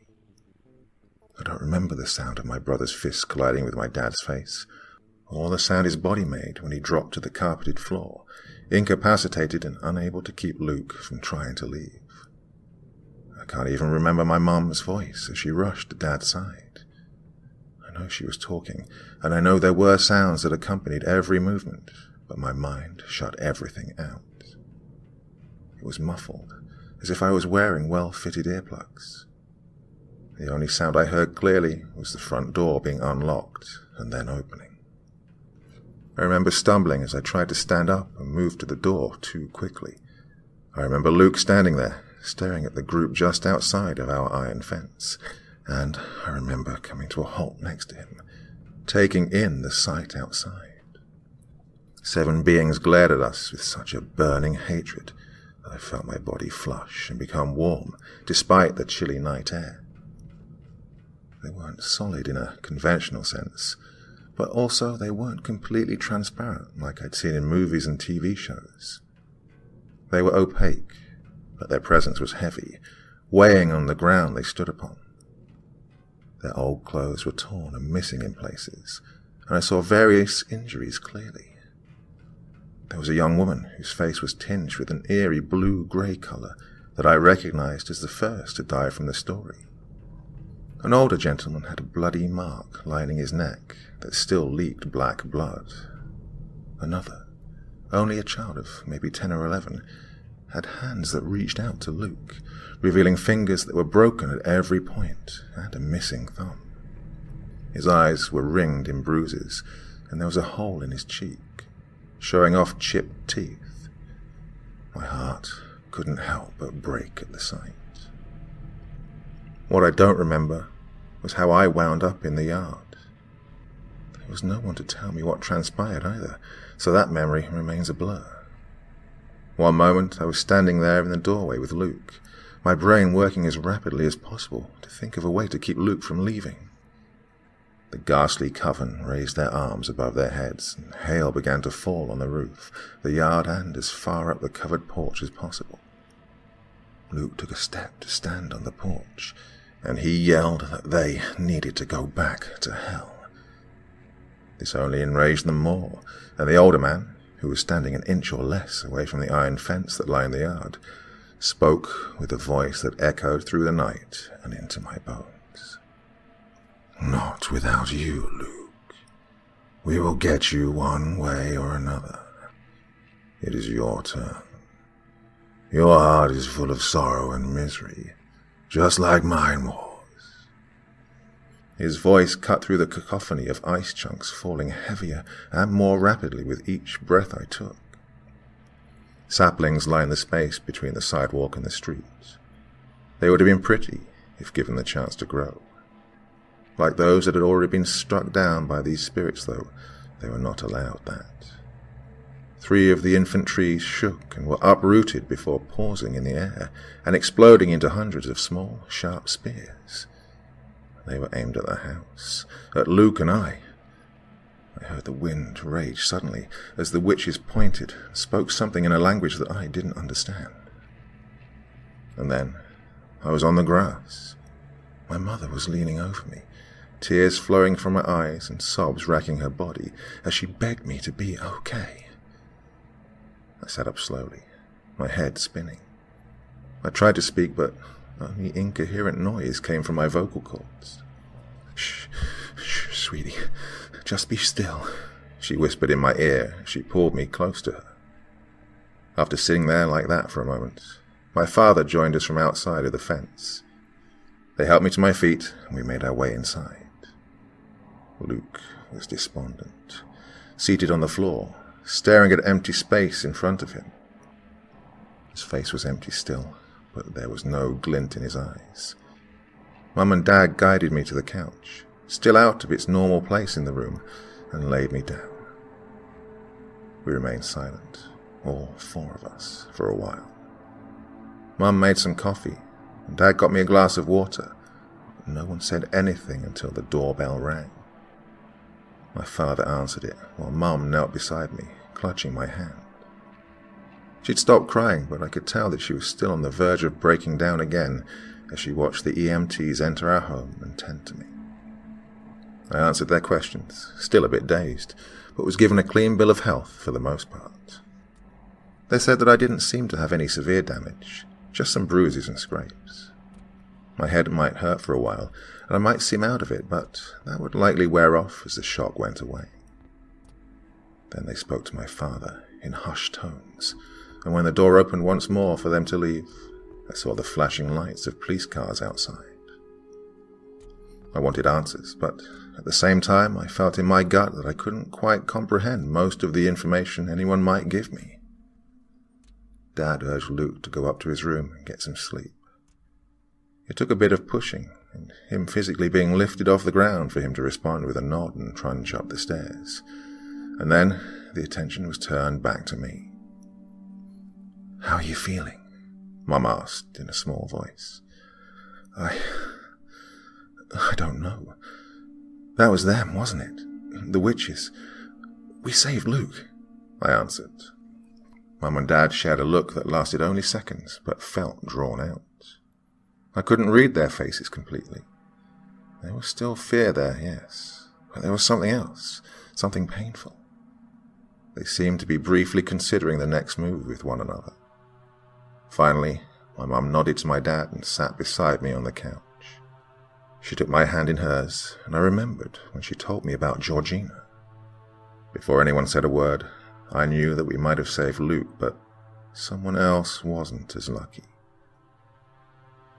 Yes, Luke was saved, but honey... She paused and glanced up at Dad.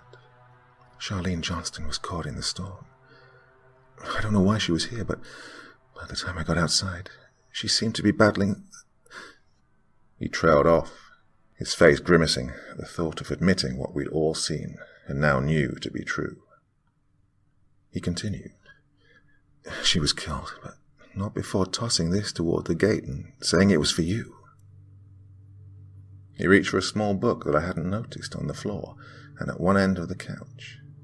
He hesitated for only a second, but then handed it to me. I took it gingerly and saw that it had a hard blank cover. I opened it and saw lined pages with handwriting that I immediately recognized as Miss Johnston's. Confused, I looked up at my dad, but his expression matched my own. Do you know why she would have wanted you to have this? What is it? He asked. I shook my head and yawned involuntarily. A journal or something, but I don't know why she'd give it to me. You need some rest. We all do. It's late. Mom chimed in. As much as I wanted to know what the book contained, I also knew that she was right. I glanced at the large clock on the wall and saw that it was almost 3:30 in the morning. If I was going to understand anything that I read, I'd need some sleep first.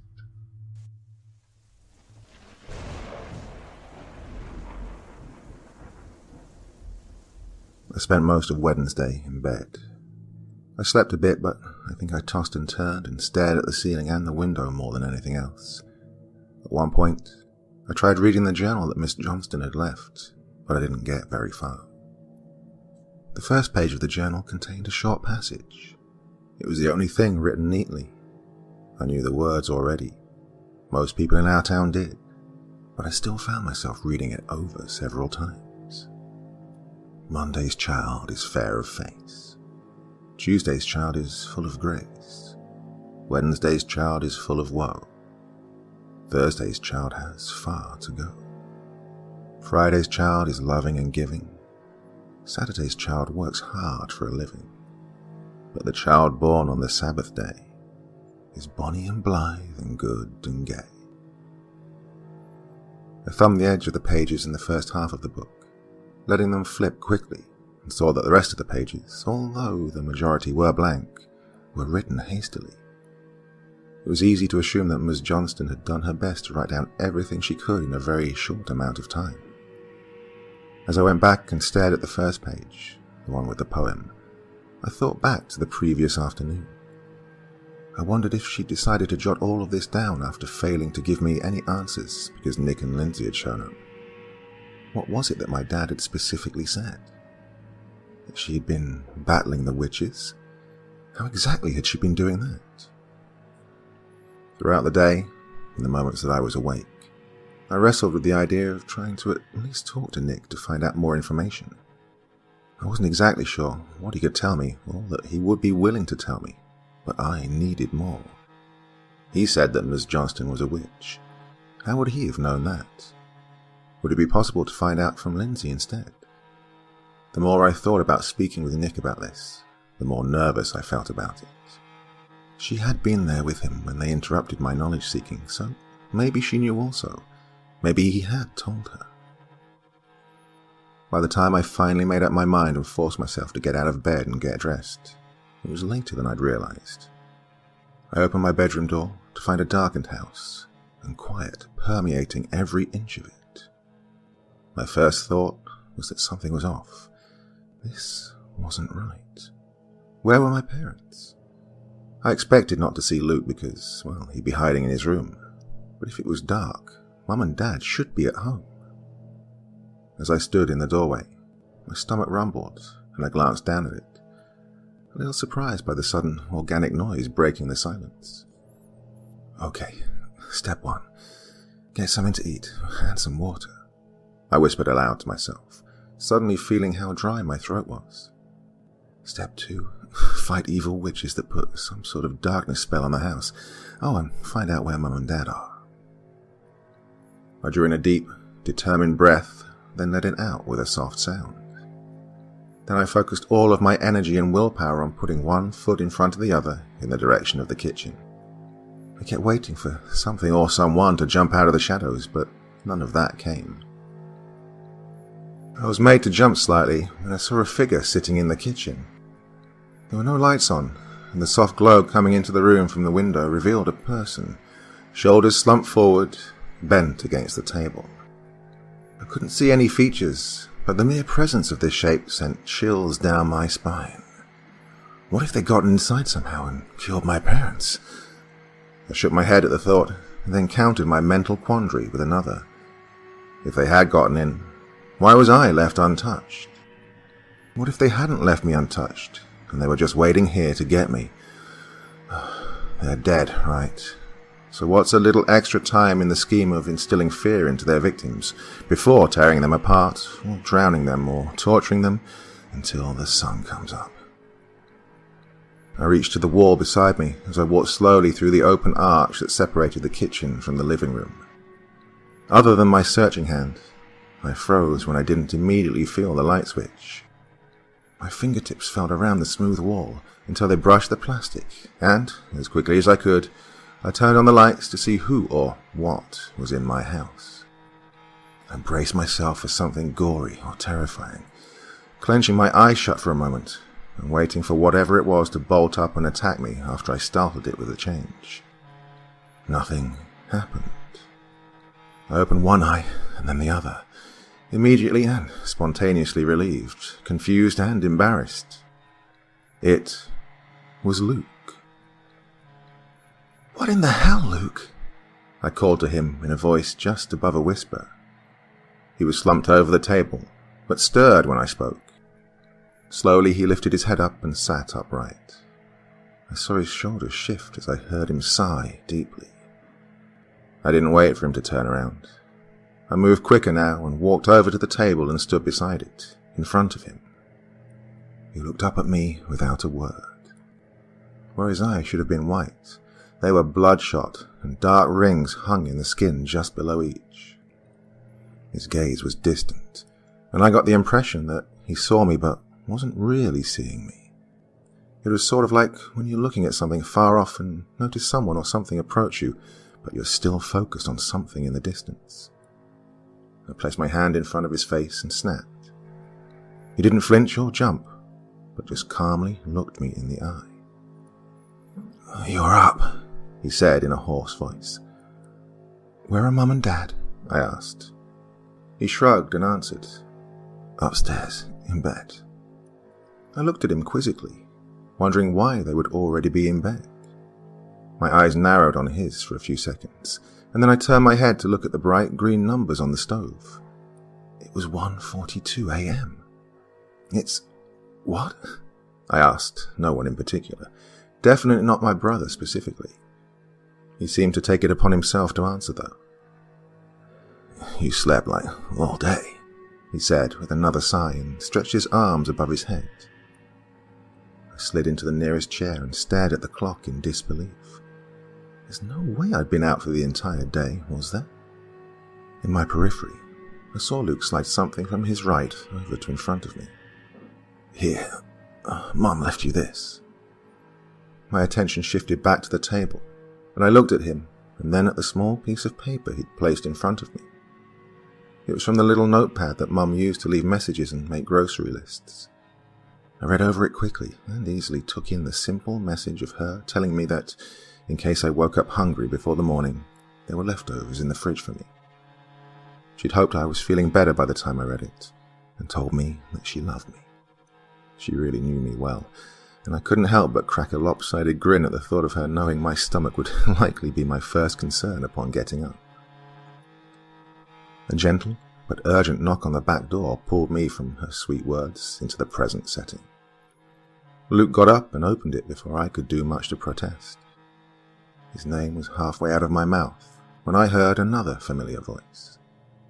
My panic subsided abruptly, and I watched Luke lead Nick and Lindsay into the kitchen and to the table. Luke returned to his seat, and our guests each took a seat in the empty chairs, Lindsay to my left and Nick across from me. We were all quiet for a few moments, and I absent-mindedly pushed the paper in front of me around. Without asking, Lindsay took the note and read it. For a brief handful of seconds, I was comforted by the gesture, proving that we were so close she didn't feel like she needed to ask. I realized then that I'd been worried about our friendship with what had happened the previous day, but perfectly on cue, my stomach growled again and her eyes shot from the paper she held to me. "You haven't eaten yet," she said. It was more of a statement than any type of question, and as I shook my head, she stood back up, pausing to tap the table with her finger. When Nick looked up at her, she gave him a forceful expression with both eyebrows raised and pointed to Luke and then me. I remember thinking that she looked so much like her mother in her silent command to him. He nodded solemnly at her, and she left the table to go to the refrigerator. I didn't even have to ask what she was doing. I knew she was getting the leftovers. If she had to shove them down my throat, she would, just to make sure I had eaten. That was just the type of person she was. Even from a young age, Lindsay was motherly and nurturing to everyone, no matter if they were younger or older than her. That was a trait that had actually gotten her into a handful of arguments and almost fistfights, if not for Nick looking out for her. When we weren't getting picked on ourselves, Lindsay would find ways to get in hot water with other kids by foiling their bullying or teasing of almost anyone else. Not only was she kind, but she was feisty as well, letting her mouth run away from her often, typically against people that I thought we should avoid. Nick cleared his throat and straightened his back, preparing himself for what he had to say. When he spoke, his tone was flat and unfeeling. Daniel's dead. What? When? I found myself blurting out. Maybe a half hour ago, he responded. He opened his mouth to say something else, but upon not finding the words, he closed it again and shook his head. I watched his facial expressions change as his thoughts churned, but it wouldn't be until years and countless therapy sessions later that I would understand. He was probably feeling horribly conflicted at that moment. He'd just lost a friend, but at the same time, that meant that, at least for one other day, he and Luke were safe. Daniel was Thursday's child. I didn't know him very well, but everyone knew that he was the youngest of 3 kids born to a family that had high standards. His parents owned several businesses in town and were very successful. His older siblings had both already left for college, one aiming to be a lawyer, the other an engineer of some sort. It was a typical story of expectations being high, but the baby of the family is the screw-up. The year prior, he'd been busted for drugs and had even done a stint in some rehab in another area of the state. He had a strong standing in the social hierarchy at school, but he didn't really excel at anything, not schoolwork or sports or anything else. He was mediocre at best, with a smart mouth and a penchant for getting what he wanted from almost anyone, except his own family. I'd never really thought about the stress that might cause him, but his situation was dire enough, apparently, for the witches to think that he had far to go. And in the years since this happened, I have wondered sometimes if that meant he had possessed potential to do greater and better, but just never acted on it. I like to think that, if he had survived Black Week, he could have been an incredible adult, or at least found his way and his calling. The microwave beeped, and Lindsay returned to the table, setting a plate and fork in front of me, with a single demand of, eat. She sat back in her chair again. Despite feeling awkward about being the only one eating, I began shoveling food in my mouth. I knew I was hungry before, but smelling the food in front of me put my body into some sort of starving overdrive. You owe her an explanation, Lindsay said sternly to her brother. Everyone had been quiet for a while, the only noise being my fork against the plate. As I took another large bite, I glanced from Lindsay to Nick, with an eyebrow raised. He frowned and shifted in his seat, obviously uncomfortable with whatever she was talking about. When he didn't say anything still, she pushed him further. Now! Okay, I will. Let's let her eat first, he told his sister. I finished the food in my mouth slowly, feeling painfully aware of the awkwardness of my eating when no one else was. I set my fork down and swallowed. See, now you made her too self-conscious, you ass, Lindsay said to him, and then turned to me. Keep eating, please. From what Luke told us, you haven't eaten in over 24 hours, and you're not very pleasant when you're that hungry. My face contorted into one of mild annoyance or frustration, but I knew that she was right. When I got hungry, if I didn't eat, I got cranky and bitchy. Whatever explanation Nick was supposed to give me would only go better if I wasn't pissy to begin with. I huffed and picked up my fork to push some food around on the plate. I pouted for a bit, feeling my ego hurt despite knowing she was right and that she wasn't meaning any harm by what she said. I heard Lindsay sigh, and then the coffee maker beeped. In my haste to fill my stomach, I hadn't even noticed that it was going, brewing up a pot of go juice for us. She stood and told Luke to help her with the coffees. He obliged, and as he got out of his chair, his sweatshirt shifted enough for me to notice something on the flesh, just above his collarbone. What's that? I asked him. He only glanced at me and shrugged before going to Lindsay's aid. It's this, Nick answered me. I turned to look at him, and he pulled his own shirt down and to the side, showing off his bare shoulder. There, I saw a symbol of some kind that looked like it had been burned into the skin. It wasn't in the same location as Luke's, but it appeared to be the same pattern from what I glanced at on my own brother. "What is that?" I asked, before finally putting more food in my mouth. "It's a brand. Their brand," he answered with sadness. "Their victims are always marked." I stared at him as he returned his shirt to its rightful place. I thought back to what I'd heard of Gina's death and how she'd been branded. It hadn't occurred to me to even try to find out if the others had been branded as well. "How do you have it if you're still alive?" I asked between bites. He shrugged. "It just showed up.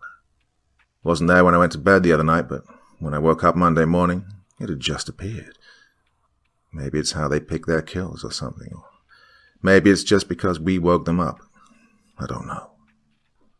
Lindsay and Luke returned to the table, setting steaming mugs in front of each of us, then seating themselves again. "The police didn't really say, but so far everyone who's died had one. Daniel, Alma, Miss Johnston." Nick trailed off. "And Gina? Didn't she have one? I mean, you found her naked, right? Not that it would have been a new thing, but I'm sure you noticed a new mark on her body." Luke spit out, his words dripping with a venom that took me by surprise. I looked over at him and saw that he was glaring daggers at his best friend. My mind blanked, and all I could think of was, what the hell? "I've already said I'm sorry, Luke. What the hell more do you want?" Luke's voice raised a little. I moved my gaze to Lindsay, non-verbally asking just what I'd obviously missed. Her expression was sad, and she just shook her head slightly. I turned my attention back to Luke. "Well, how about not stabbing me in the back, huh? Well, I guess that was too much to ask for someone as selfish as a dick like you," my brother seethed. "Dude, it just happened. It's not like we wanted to hurt you." Nick tried to respond calmly, but I could see that he was becoming agitated also. "You knew you were hurting me. You freaking lied to me, both of you," Luke practically yelled. I set my fork down and my eyes grew wide as I took in back and forth. Had there been something between Luke and Georgina that I didn't know about? "We didn't lie. We just didn't tell you," Nick said. "Still a goddamn lie," Luke replied. "Does it matter now? She's gone and both of you are going to die if we don't figure this shit out," Lindsay said in a low but firm voice. They both looked at her and she continued. "You can hate each other for the rest of your lives, but those lives will be pretty short if you don't shut up and stop bickering." After a few seconds of silence, Nick muttered, "I don't hate him." Luke looked as if he was about to speak, but another voice came from the living room. "What's going on?" I looked over Luke's head to see my dad entering the kitchen.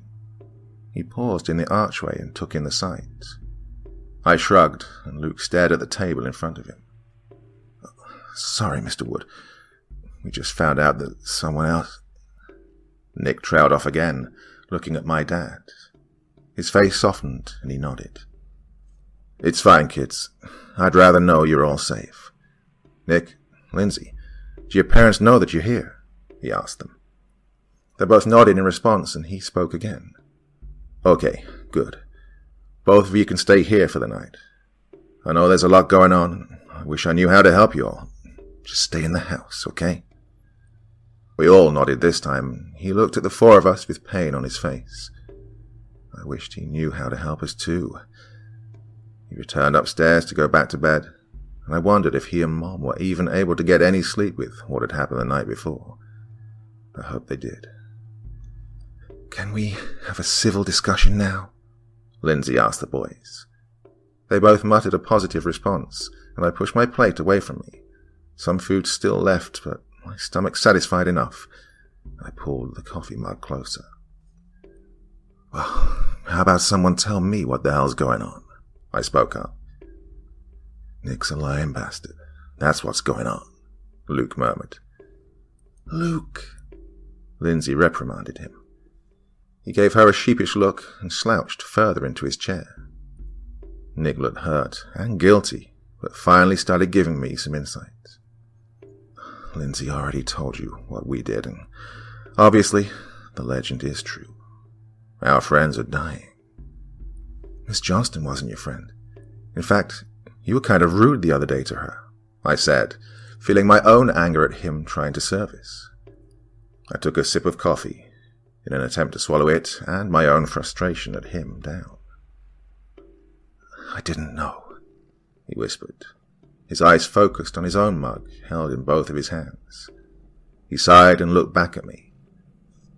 I found out she was a witch, and I thought she was evil. Evil? Miss Johnston? Really? I asked. He nodded.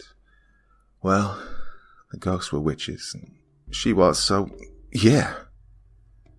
He saw her going into the forest the other day at lunch, so that's why he got the car without telling me, Lindsay interjected.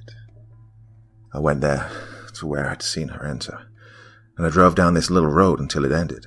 She wasn't there anymore, but I saw a bunch of weird things hanging from the trees. I walked around a while until I found a clearing and the little cottage she took you to. Kind of broke in and saw a bunch of books that had spells and shit in them. Oh, and herbs and stuff scattered around. I wasn't sure it had anything to do with Miss Johnston at first, but one of the books on the table had her name on the inside cover. I looked through it a little.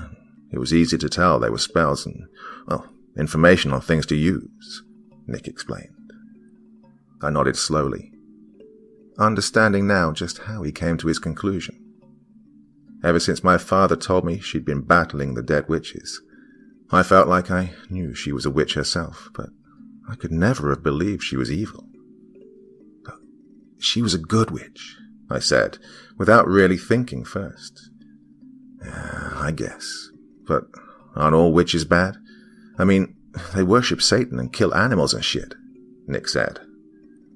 Oh, God, Nick, Lindsay said. This isn't the Salem witch trials anymore.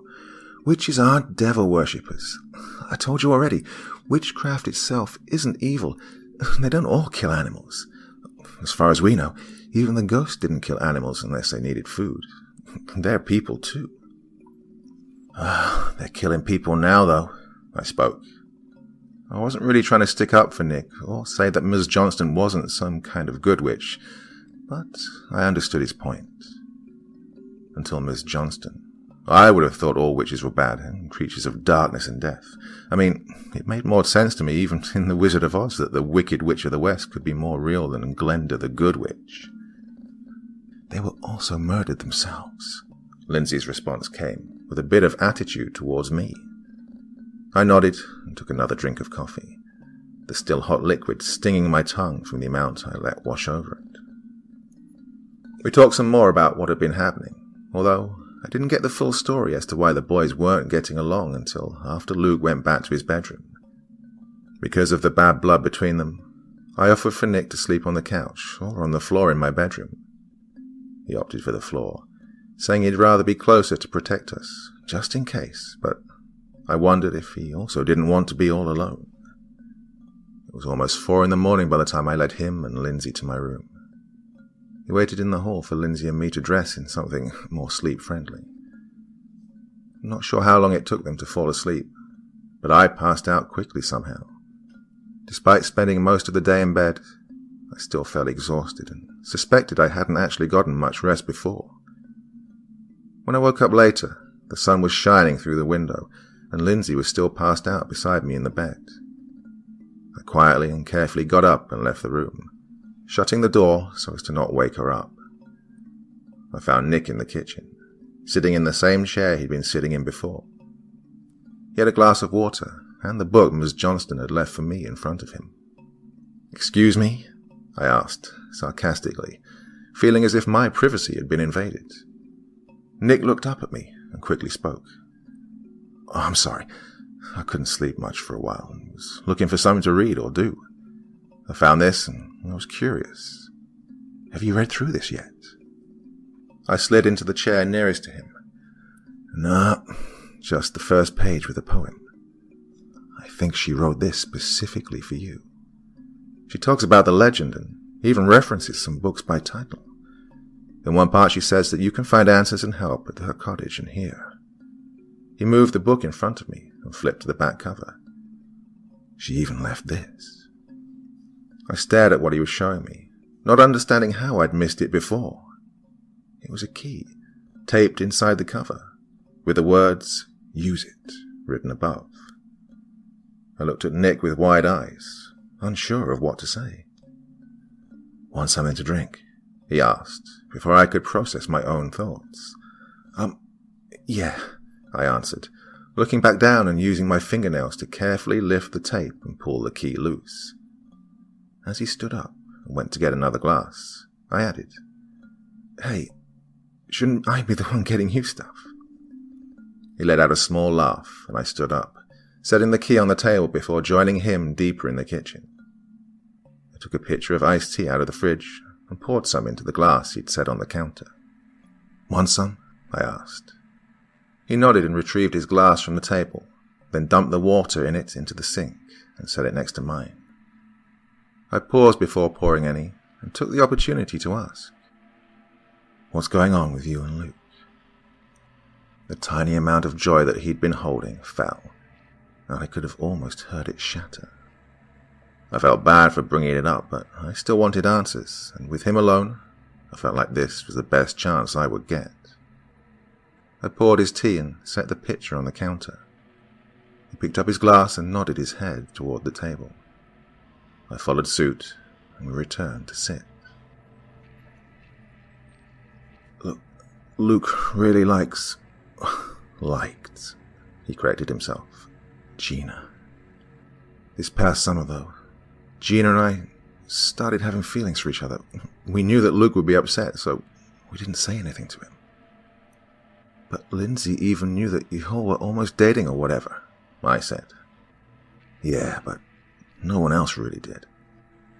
If anyone ever suspected anything, we just laughed it off and claimed that all three of us were close. We made sure we didn't go on dates where we'd be seen, spent more time with Luke than alone. We just didn't want to hurt him, but, well, we also started falling for each other," he said. "How did he find out?" I asked, taking a long drink of the cold tea. "I was really upset about Gina, and he was complaining about how we would never get the chance with her now, and I snapped at some point and said something about how she was my girlfriend and it was more of a loss to me than to him," Nick said. His eyes were trained on the table in front of him. I could hear his voice hitching occasionally, tears threatening to start falling from his eyes. I got up and wrapped my arms around his shoulders, giving him a comforting hug. "Moving in on my sister now, too?" Luke's voice came from the doorway, and I stood up in an instant. "You know what, Luke? Shut the fuck up. I've had enough of your shit. Just get over yourself," I spat at him. Immediately after the words left my mouth, I was surprised at myself and felt a small pang of guilt for being so harsh. Luke glared at me for a long moment and then walked away. I wanted to call out to him, to apologize for being so brash, but I found myself unable to move or speak. After his steps faded as he went up the stairs, Nick coughed. "You didn't have to do that. He's your brother, you know. I know he's hurting," Nick said. I whipped my head around to look at him. The guilt and shame he felt were apparent in his posture and all over his face. "He's never been much of a brother to me," I said with an exasperated breath and sat back down. Quickly wanting to change the subject, I asked, "So, you think you and Lindsay want to go with me?" He looked at the key I held up, pinched between my fingertips, and nodded. We waited for Lindsay to wake up, and then as soon as we were all dressed and ready to go, we piled into the Forerunner and set off for the cottage.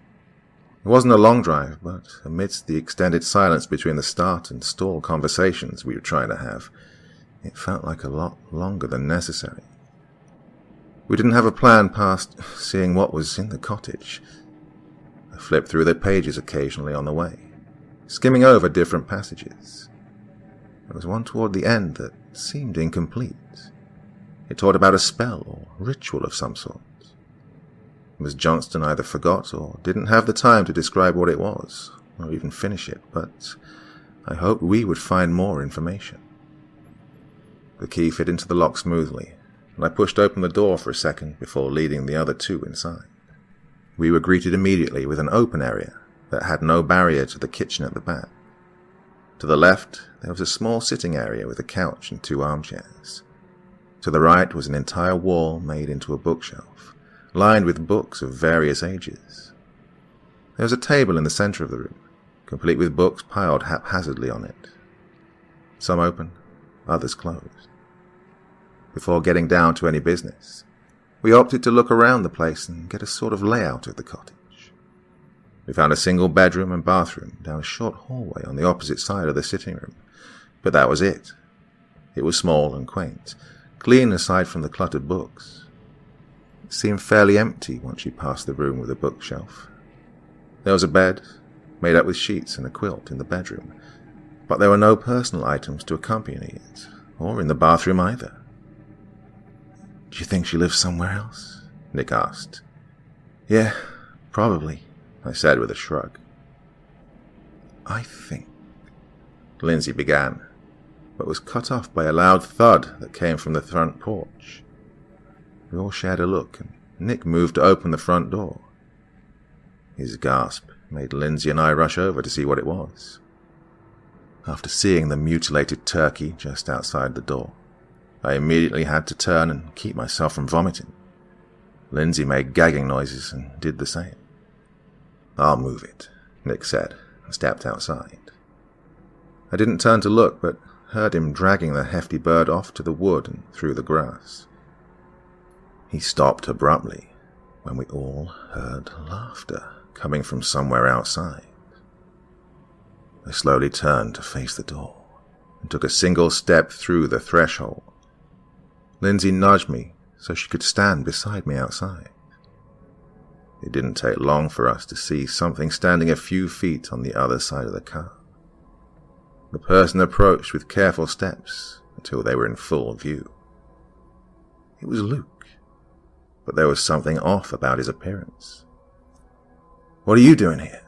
Nick called out to him, dropping the bloody bird where it was and walking back to the porch without taking his eyes off of my brother. Another laugh sounded from him, a strange tone of 2 voices mixed as one, and then he spoke. "This one has so much rage. It's delicious." "Nick?" Lindsay called out to him, drawing his name out for an extra second. Luke continued to advance, taking something out of his pocket as he did. Nick walked backward to the porch, matching Luke's speed, but we were all taken by surprise when Luke suddenly darted forward, running at full speed.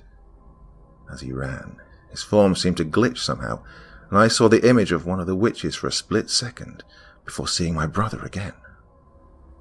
Nick's ankle came into contact with the bottom step, and he fell on his butt. Luke, or whatever was possessing Luke, came to a sharp stop at the bottom of the stairs as Lindsay tried to drag her brother up onto the porch. He didn't just stop, though. It was like he hit a wall and was stopped by something unseen. It knocked him back a few steps, but he only returned, banging a fist on something invisible. This only served to upset him, and he let out an angry roar that turned into a smirk. His hands moved, and I saw that he'd taken something from his pocket. A box of matches. He pulled one out and struck it against the side.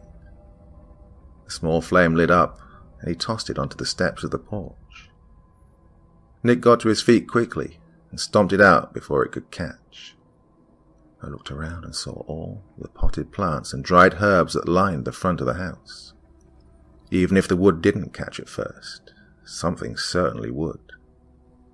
Luke closed his eyes and muttered something I couldn't understand. He then struck another match and dropped it onto the ground. Instantly, The grass flared and spread out in a thin line that spanned one end of the house to the other. He opened his eyes and took a step back, grinning. The line thickened until it was about a foot in depth. "We have to find a way to stop them," Lindsay said frantically as she started coughing. I watched as she fell to her knees, acting like the breath had been knocked out of her. Her body shook as she continued to cough and sputter. I couldn't understand what was happening. There wasn't much smoke coming toward us, and Nick was closer to the fire in the yard than she was. He rushed to her side and beckoned me to help with his eyes. I nodded to him, and we all but dragged her back into the cottage and onto the couch. Her choking coughs calmed a bit, and she took gulping breaths. "Go find something," Nick urged me. "Like what?" I answered, freaked out over what was happening. "I don't know, just something. Until Luke leaves, I don't think we can," he answered. "Right, okay," I said, and set myself to work, looking through the books Miss Johnson had lying on the table.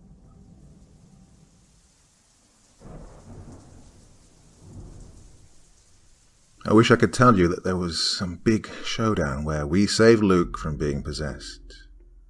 The simple fact is that there was no such thing. I'm not sure when he left, but he did leave the cottage of his own accord. Well, either his or the ghost's. I'm still not sure. We were there for hours, and somehow, while Lindsay and I were engrossed in the various books and notes, Nick fell asleep on the porch.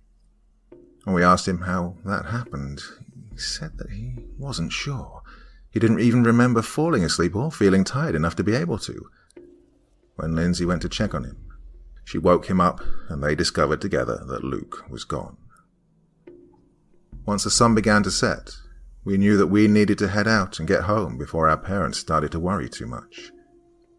I still felt confused about the entire situation, and hadn't really found much in the way of answers, like Miss Johnson had claimed that I would. It wouldn't be until much later that I discovered what she was referring to. When I was there with Lindsay, we concentrated on the spell books and notes that Miss Johnson had left out in reference to banishing the ghosts. She was trying to find a way to banish them for good, but it seemed she was still coming up with nothing solid for that. We did discover 2 earmarked spells and rituals that could banish malevolent spirits, but they were focused on specific buildings, such as a home, and didn't seem promising for ridding an entire town of the beings. I would discover, after everything was over, the history books and old journals that give first and second-hand accounts of the legend and the trouble the town had seen before. We still hadn't completely settled on a solution, but we picked a few books to take home with us. We divvied up the books and agreed to both spend time that night going through them and to try and get our best sleep as well. I wasn't sure just how much to share with my parents, so I only told them that I'd spent the day with Nick and Lindsay. They asked if Luke had joined us at all, and I told them that he hadn't. He was upstairs by the time I got home. Although being under the same roof as my possibly possessed brother made me uneasy, I did my best to not let that on outwardly, so as not to worry Mum and Dad, but I also didn't go check on him or say hi or anything. In fact, I mentally begged whatever force there was in the universe that I wouldn't even have to see him at all, at least not for the rest of the night.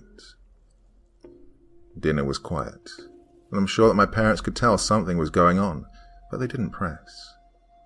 I was inwardly yelling for joy when Dad informed us that Luke didn't want to come down from his room and had said that he wasn't hungry.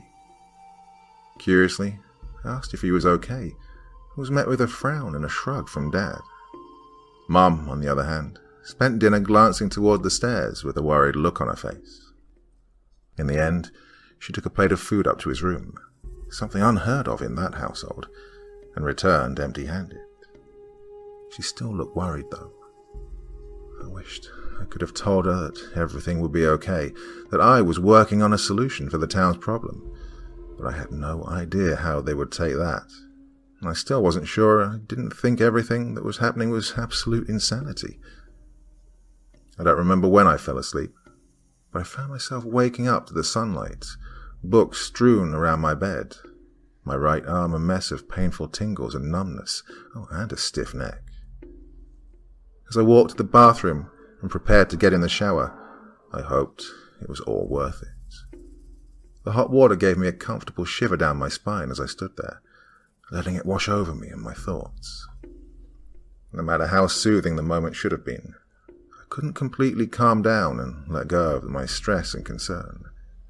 It was a new day, Friday, and that meant another victim to be discovered, a new person to have lost their life because some asshole in the past couldn't deal with people being different and felt the need to blame someone for his son's own sleep problems. I understood that back then sleepwalking was a mystery, but to go to the lengths that Thomas did, the very thought made me sick, and I found that I couldn't hate witches for wanting revenge. I did hate them for spreading their curse to the entire town, and not just his descendants or something along those lines. Even now, I feel the same. It's not that I condone the violence that they used, or the killings, but it would just make more sense if they targeted specific lineages. It would also have possibly made it easier to protect whoever was in danger that way. After spending several minutes wishing that I could stay in the shower forever, I forced myself to get out. I dressed quickly and called Lindsay and Nick from the phone in the kitchen. Lindsay answered, and I could tell by her energetic tone that she was well past the first cup of coffee for the day. "Slow down. Unlike you, I haven't been caffeinated yet," I said, trying to quell her rambling. "What? I've been up since 5. How can you sleep with everything going on?" she blurted out. I rolled my eyes. "Fitfully and with great difficulty," I answered sardonically. "Get coffee started. I'll grab Nick, who also managed to sleep somehow, and we'll be over in 5 or so."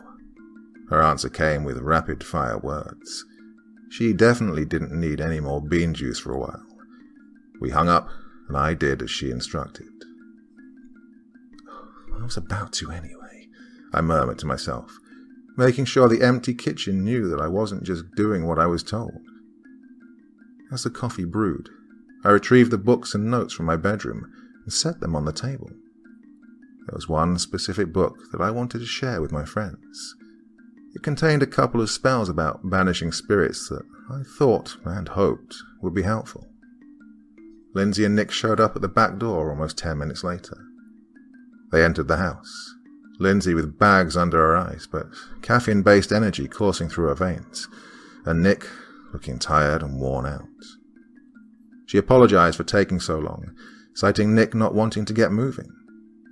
Nick and I shared a look, and he shrugged, rolled his eyes slightly and shook his head, telling me that he had no words for his sister's current state. I nodded in response and pointed to the coffee maker, pot still mostly full. He looked relieved and went to fill up a mug while Lindsay and I took our seats at the table. "Oh, hey, get me some of that too," Lindsay called to him. "No, you have any more and you might explode." "Wait a bit first, Energizer Bunny," I told her. She harumphed and frowned at me, but didn't push it. At least there was one tiny battle that I'd just won. Once Nick joined us, we began going over the different information and spells that we'd uncovered. We also began to talk about an actual plan, and were so enthralled in our conversation that none of us heard the footsteps coming down the stairs or toward the kitchen. "What's going on?" Luke's voice came as a shock, and I almost fell out of my seat.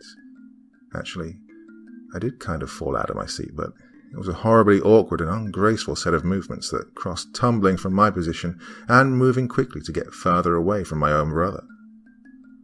I'd been the closest one to the doorway, and therefore Luke, and my first instinct was to get the hell away. The result had me standing behind Nick, who'd been to my right. Luke stared at the three of us, and we all returned his gaze. I can't speak for Lindsay and Nick, but I know I was wondering if he was really Luke now. If he wasn't, then my mind was screaming that we were screwed. He and whatever could possibly be possessing him would have made their way into my house, and there was nothing I could think of quickly enough to protect us from him at such a short distance. I felt my muscles relax a little, though, when I saw his confused expression. "He doesn't remember," I commented aloud. "Remember what?" Luke asked. He was oddly calm and looked even more tired than before, something I wasn't sure had been possible. Lucy, Nick and I all shared glances with one another, apprehensive about the interaction and what we should tell him. Once we all silently agreed with nods, Nick began to explain the previous day to Luke. His expression was a mix of disbelief and what I interpreted as numbness as Nick spoke. When he finished, Luke broke down and began apologizing and crying, hiding his face in his hands. Unsure of what to really do in this situation, we just gave him half-hearted reassurances and told him it would hopefully be over soon. After a strained 15 or so minutes, we went back to working on our plan. Luke stopped actively crying, but sat silently, listening to us and wiping his face every few moments. I glanced at him from time to time and found it so strange that my big brother was acting like this. My heart ached for him, but I also thought he could have been a little stronger, like Nick, and pushed through in order to come up with a solution, or try to do something, anything, to keep more people from dying. Now, I regret ever having that thought. We spent the rest of the day offering ideas to one another, and shooting some down completely. Hours passed by, and Luke still remained quiet for the most part. I think he was actually feeling bad for attacking us, and he took it upon himself to keep the coffee coming, something that Lindsay was more thankful for than Nick and I, and even got us a snack at one point. I honestly can't even remember what we had now, no matter how hard I try to recall that small detail. I can easily picture Lindsay's face, how it lit up when Luke placed a steaming mug in front of her, and how Nick and I groaned. In my mind, I can still see the clock with its hands indicating it was 3:24 p.m. when we came up with our final plan. I even remember the exact shape and placement of the paper cut I received when turning the page too quickly. But I can't remember what we ate, or how we prepared for our little quest. I can't remember if we stopped to get gas or not, or even what all the stores we went to in order to get supplies. Before I realized it, the four of us were driving amongst trees and no longer on a real road. The path was almost non-existent and barely large enough for the SUV. Nick had already explained that we would be taking a different course than they did the night that the Day-Rhyme witches were summoned. Instead of walking most of the way, we would be driving to the lake and parking, and then walking after that.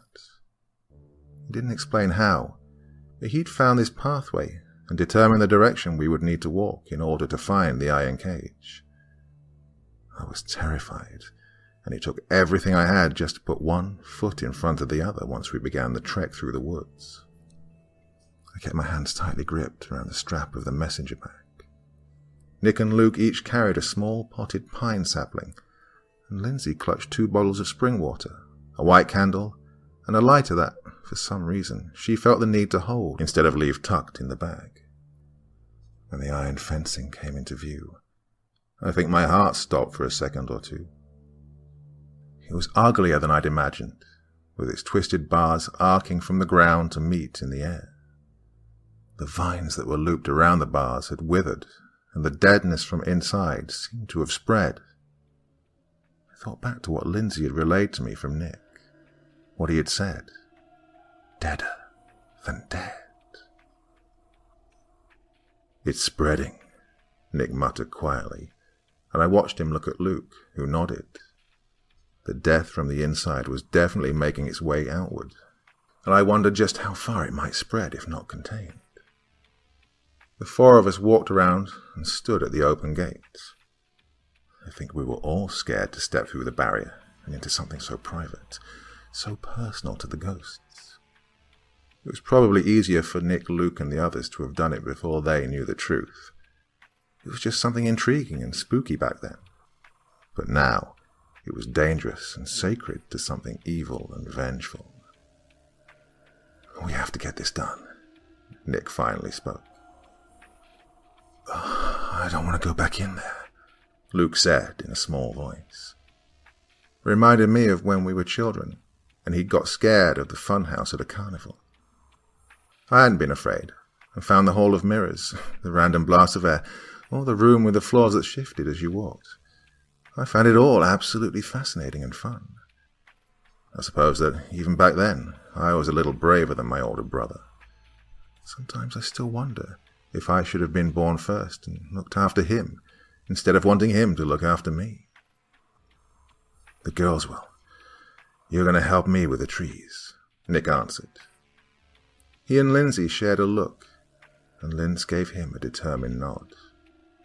I followed her silently inside. Just as had been described before, all sound ceased once we were inside. It was, for lack of a better term, as silent as the grave.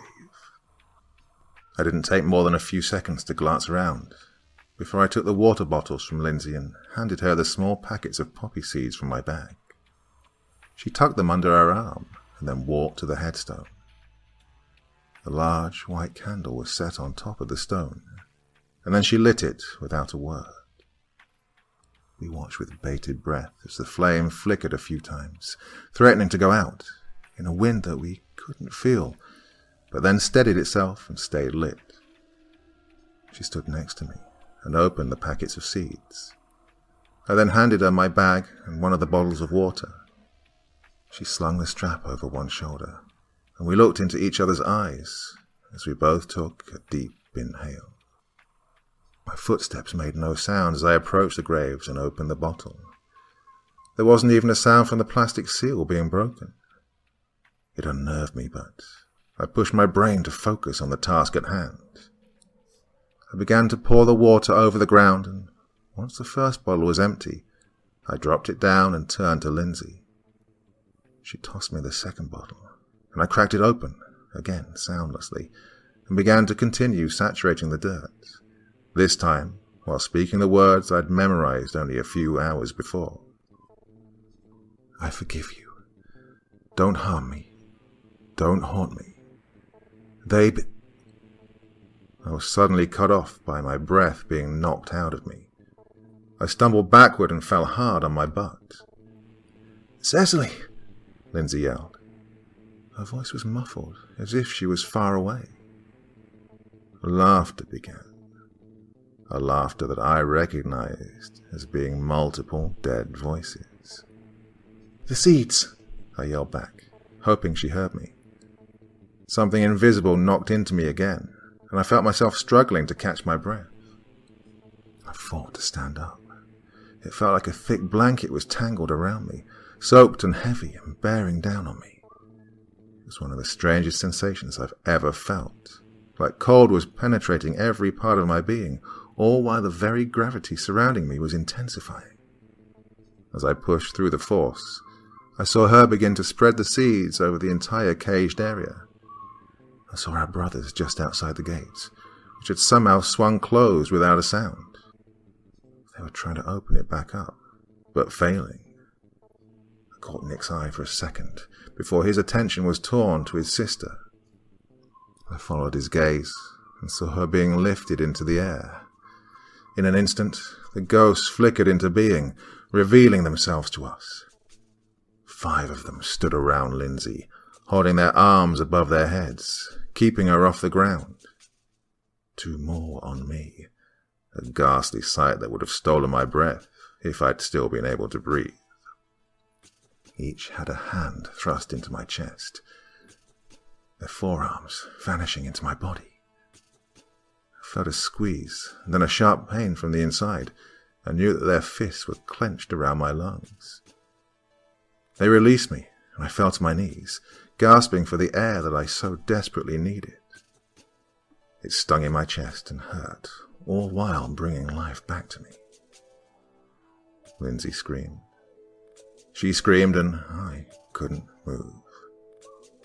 They spun her slowly in the air, low enough for their hands to reach. They cut into her with the remaining black and sharpened nails on their fingers. The I think I screamed too. And then all I knew was pain. It was blinding, causing bright flashes in my eyes as my face collided with the ground. Dirt ground against my teeth and into my open mouth. Sharp jolts shot like lightning through my ribcage. I tried to crawl away, to get to the bag that had been thrown away from Lindsay. I could see the contents spilling out and spied the iron knife. I didn't know if it would help, but I needed to get to it and at least try. My hopes for it being harmful to the spirits were confirmed and crushed all at the same time when I felt my hand crunch. I couldn't hear it, but I felt it, the breaking of the bones resonating through my body.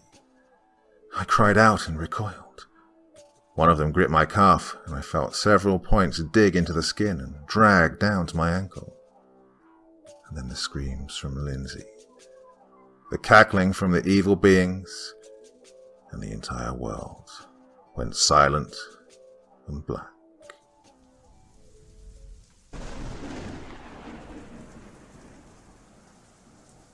Sometimes I still find myself wishing that I'd never woken up after passing out.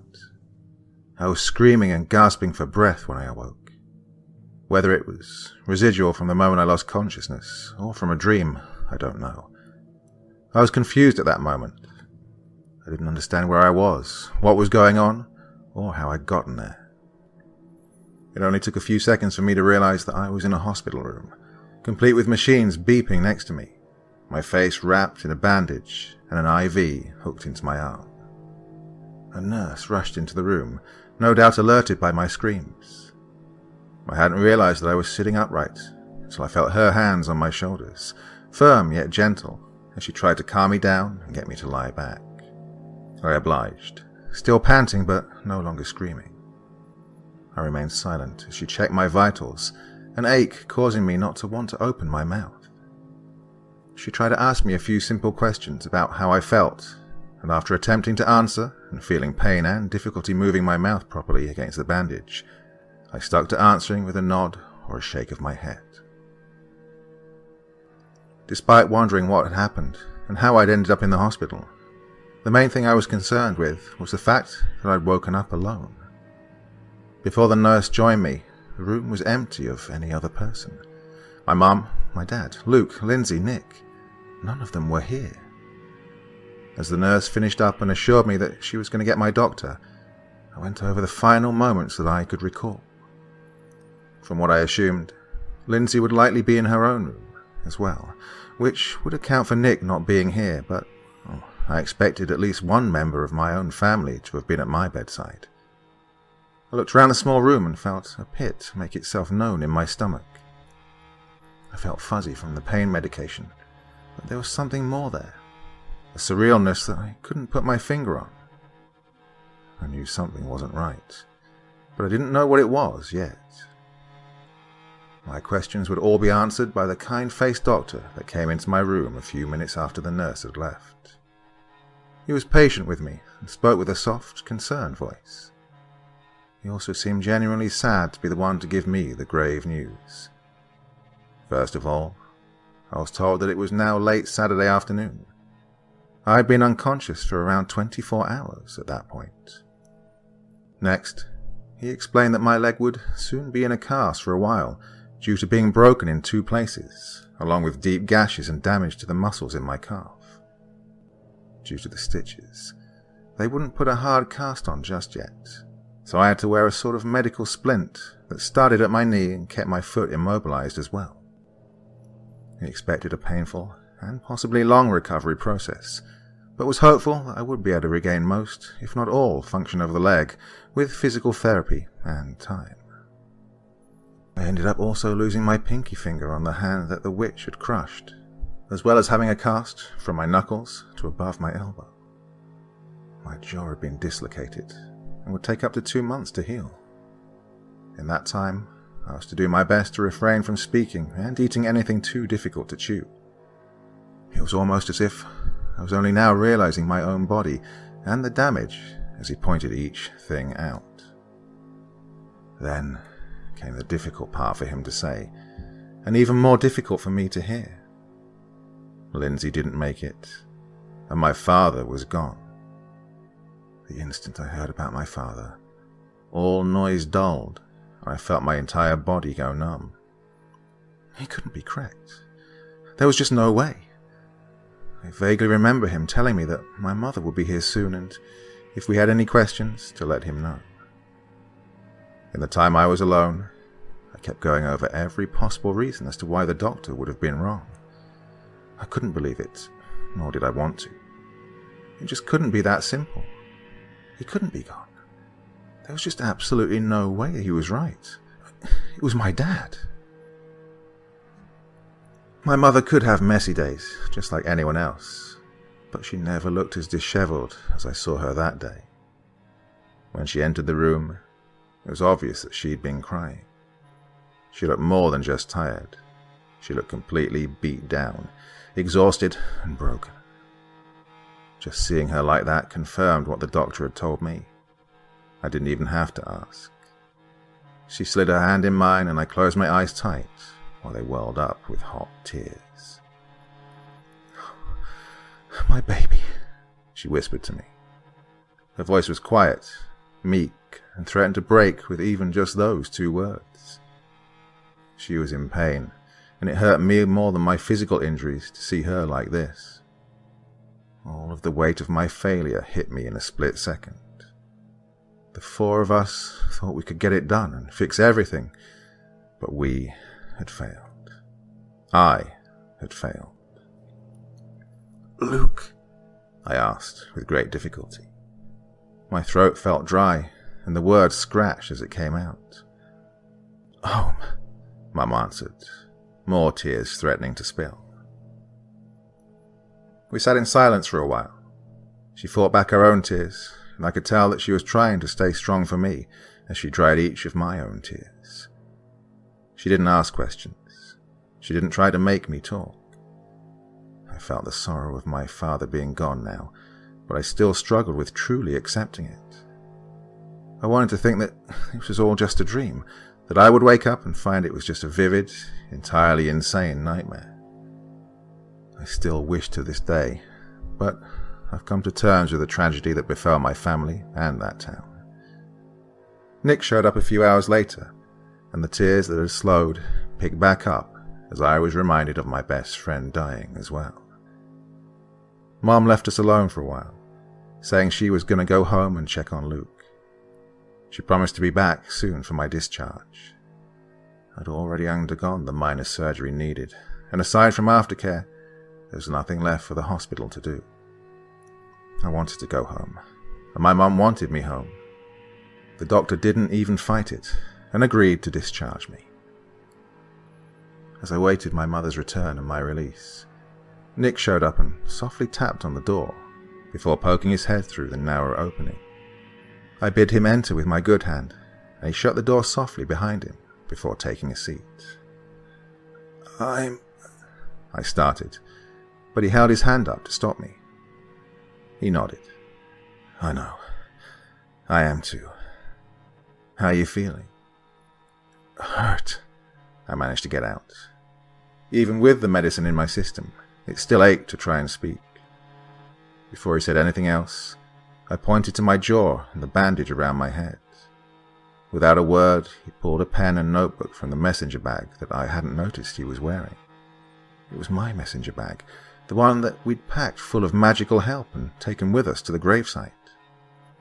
He stood and gently placed the notebook, open to a blank page, on my lap, and held the pen to my good hand. For the first time that day, I felt thankful for something. The fact that it had been my left hand that was royally torn up. I wasn't sure why I hadn't thought of this before either. "Have they told you about Lindsay?" he asked. I didn't need the aides to answer this. I nodded to him. "Have you told to Luke?" He posed another question. I shook my head and scribbled, "At home," on the paper, and held it so he could see. "I messed up, see. I thought you two would be safe," he said, beginning to sniffle. I gave him a confused look. He then explained. Luke and I were the ones they should have been after still. I didn't think you or Lindsay would be in too much danger with us there. I don't think you heard what they said about Lindsay." I shook my head again. When he didn't respond, I wrote. "What did they say?" He took in a deep, ragged breath and waited a few seconds, and then spoke. "They said she was the perfect Friday's child. We brought their chosen one right to them." Our eyes met and we stared into each other's for a moment. For about a minute, we were the only ones in this strange world. A world of darkness and pain and loss. No one else existed, simply because no one else could know the pain and guilt that we were both feeling. We understood each other then, and knew that we were kindred spirits in the way only those who lose so much at the same time can be. We went through a traumatic event together, and not even Luke would fully understand. He couldn't, not really. He was too much in his own world, fueled by more anger than pain. My thoughts turned to him, and I felt my own anger beginning to rise up. I was angry at him, at the ghosts, at the town, at Thomas who caused this curse, at my dad for dying, at myself for failing, and at my body for being so broken. "They can't get away with this," I jotted down. Nick gave me a strange look. His brows furrowed as he tried to understand what I was thinking now. I was sure that he saw the determination in my eyes, and finally he shook his head. His eyes were sad, and I knew he wasn't agreeing with me. No, he was asking me not to try again. "You can't. You could have died. Lindsay died." His voice choked on the last word. I looked at the notebook and began writing, allowing the rage to slowly build in me. I had to take a page from Luke's book. I had to get angry. This was the only way I would get through this and end it. It was the only way I could get my own vengeance and stop anyone else from getting hurt. Even if it killed me, I'd made up my mind in a matter of seconds. I would be going back, and I would go tonight, before Sunday came, before someone else could become a victim. I showed Luke what I'd written. He took the notebook into his hands and read it quietly.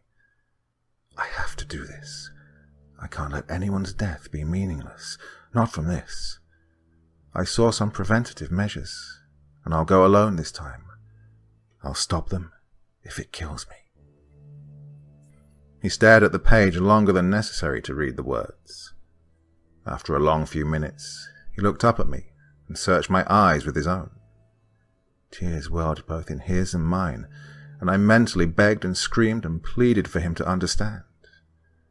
This curse had taken away my father, my teacher, and now my best friend. It had taken my finger, maimed my body, and it was still after my brother and my best friend's brother, someone who didn't deserve to die. It had stolen too much from my life and the lives around me. Those witches had to be stopped. Nick nodded very slowly and set the notebook on his lap. "I'll go with you," he said in a soft voice. I shook my head as vehemently as I was able to. He clenched his jaw and stared me in the eyes with his own anger and determination. He took his own stance and made it clear. "That's not a question." A few hours later, after night had fallen, I found myself maneuvering my body, with a leg that was way out of commission, into the forerunner. Nick stood there, trying to aid me, but all I could do was snap at him and tell him that I had it handled. I didn't regret how harsh I was with him until later.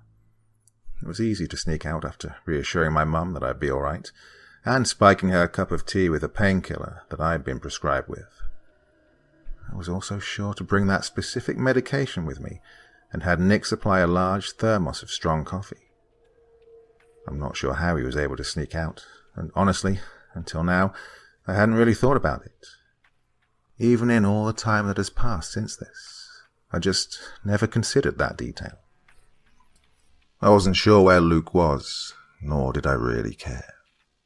Last I knew, he was again holed up in his room, avoiding the world, and in my opinion, that was the best place for him right now. Despite his help the last time we attempted this, I couldn't guarantee that he wouldn't be possessed again, especially going there after dark, which is when the ghost seemed more active. Nick and I drove in silence to our first stop, the cottage in the woods. We needed to gather a few things that I was sure I'd seen there.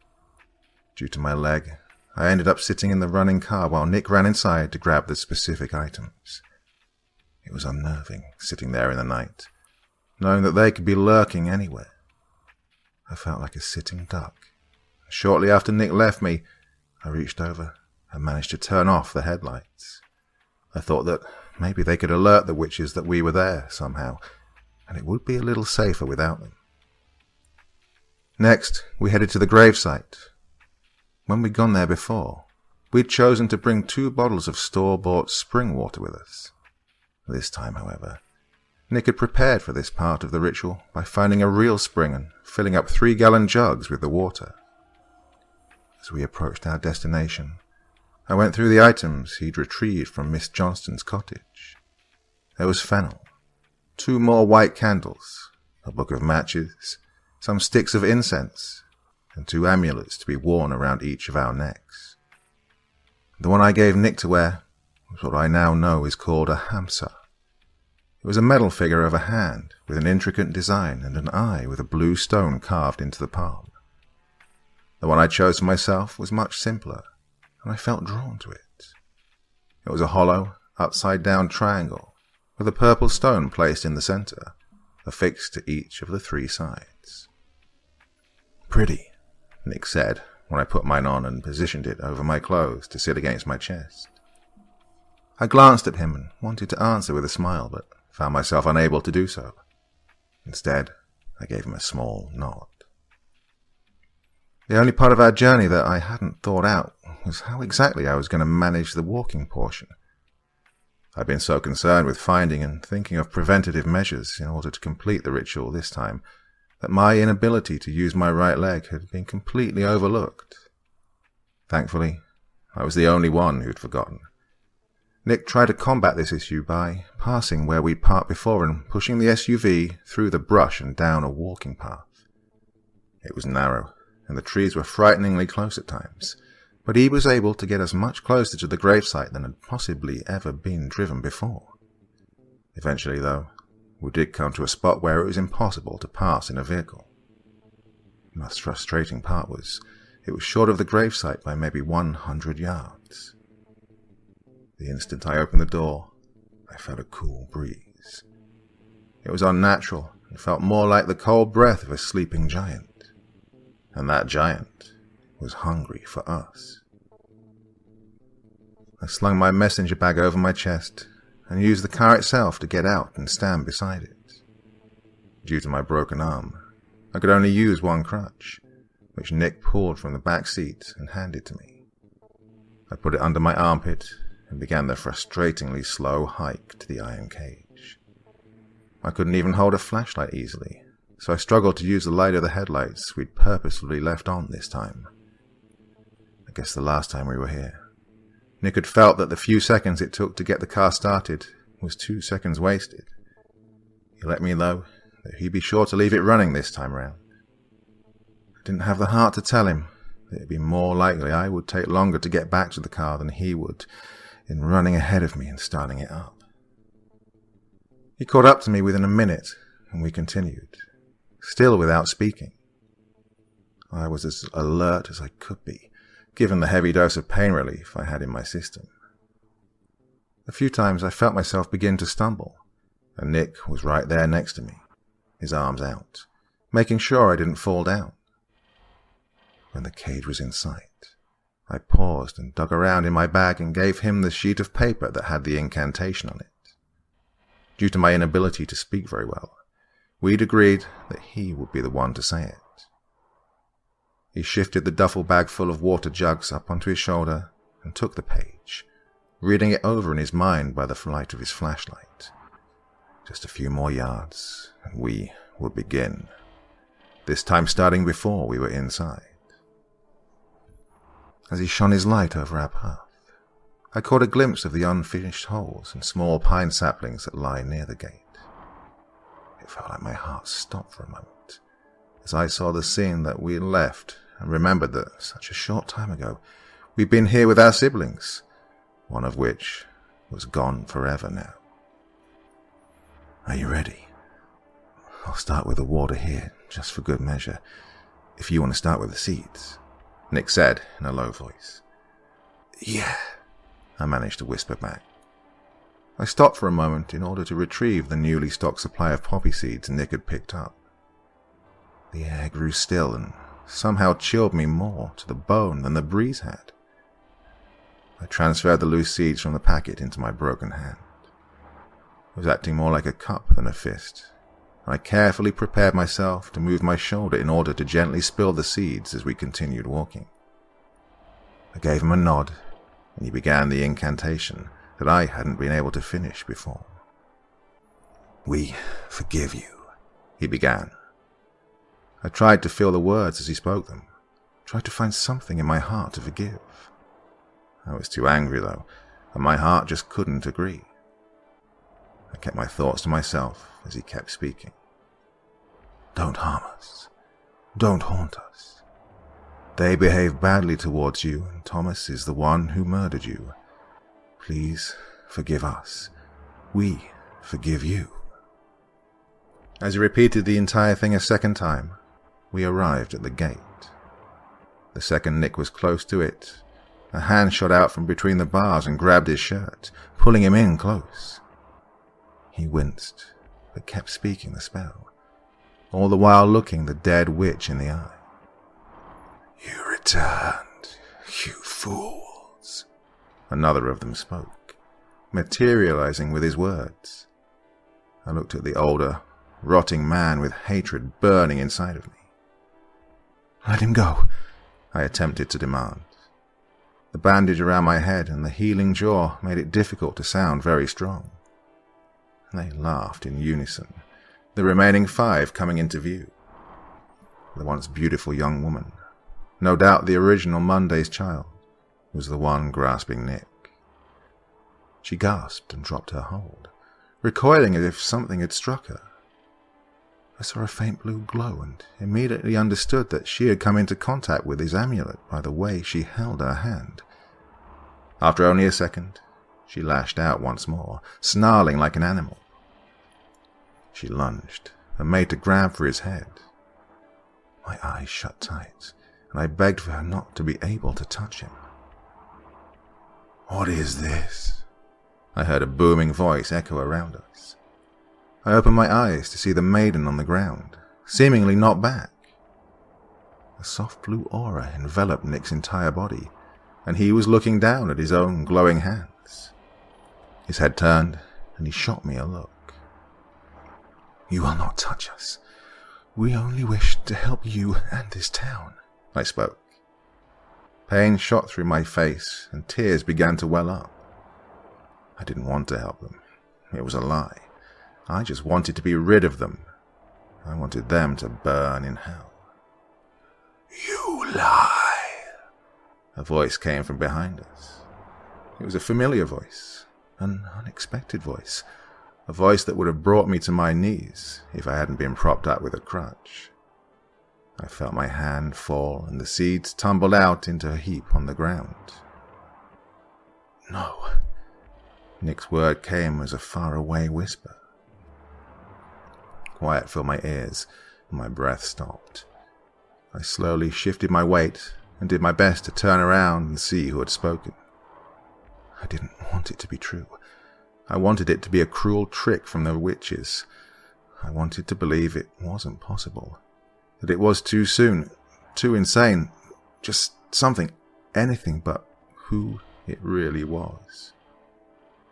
Although my wish for Nick to be unharmed somehow worked, my wish for it not to be Lindsay failed. She stood there, a similar visage to the cursed ghosts, with wounds that still appeared to be seeping blood, bones that bent at odd angles, and a face twisted with anger. You let them kill me, she said.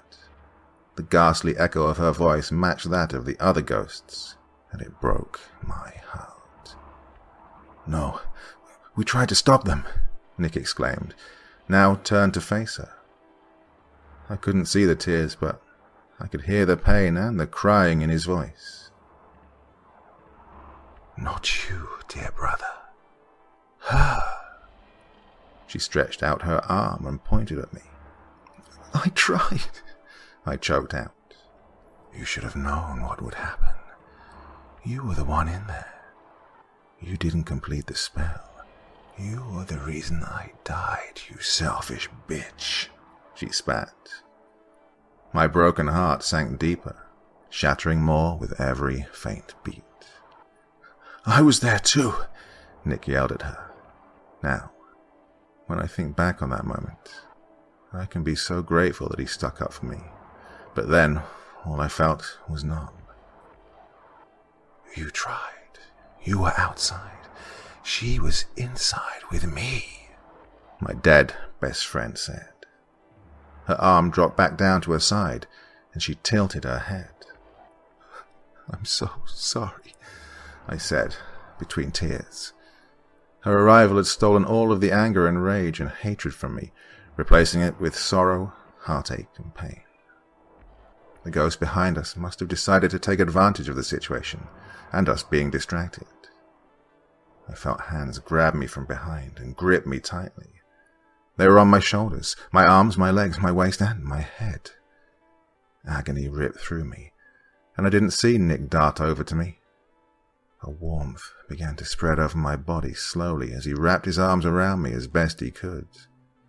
The witches let go for a moment, and he held me tighter, his protective glow seeping into my body and trying to protect me as well. Through all of this, he somehow managed to get us turned around so that his back was to the ghosts and mine was to Lindsay.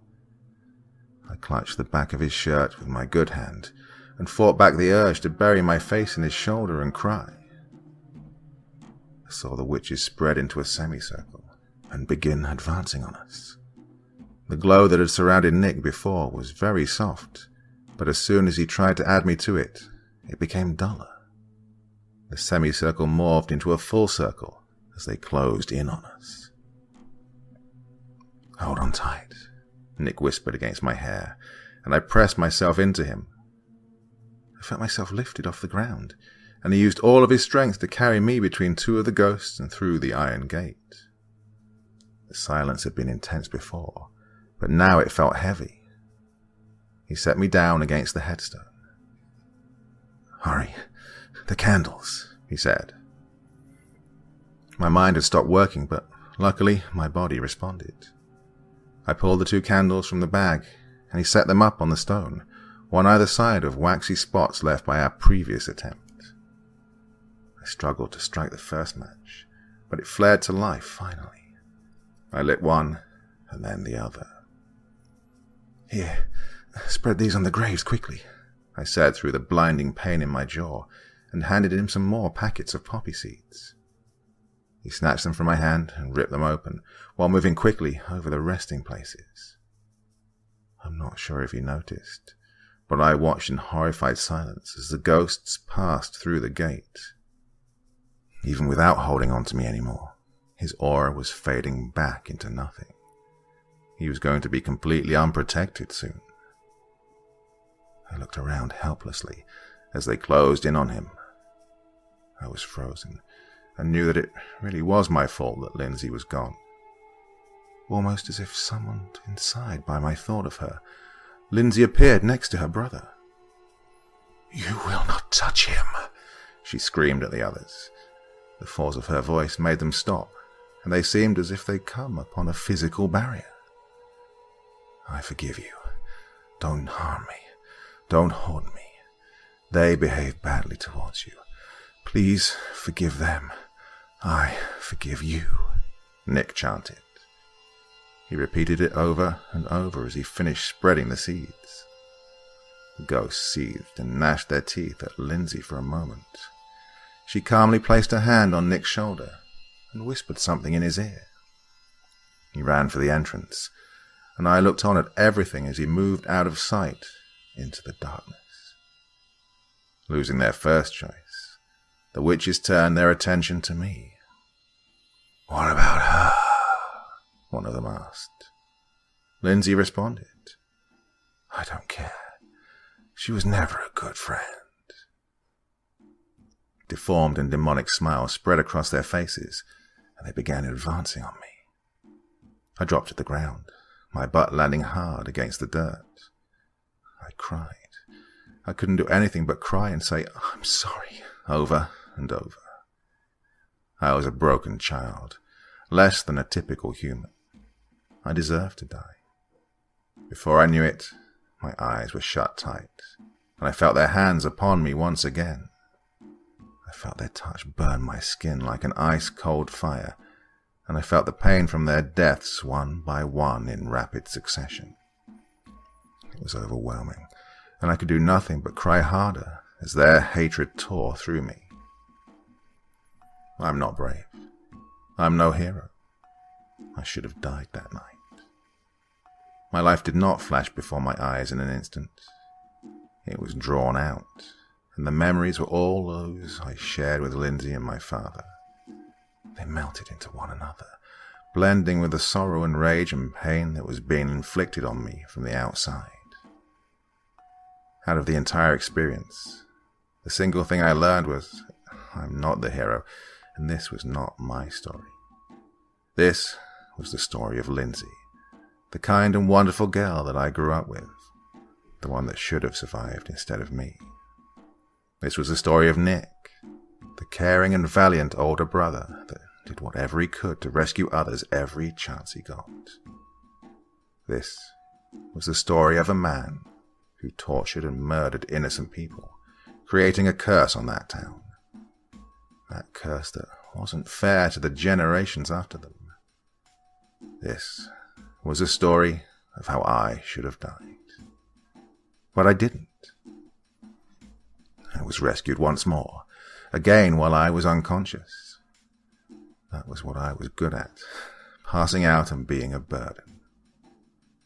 I came to outside of the cage. Nick was there, as was Lindsay.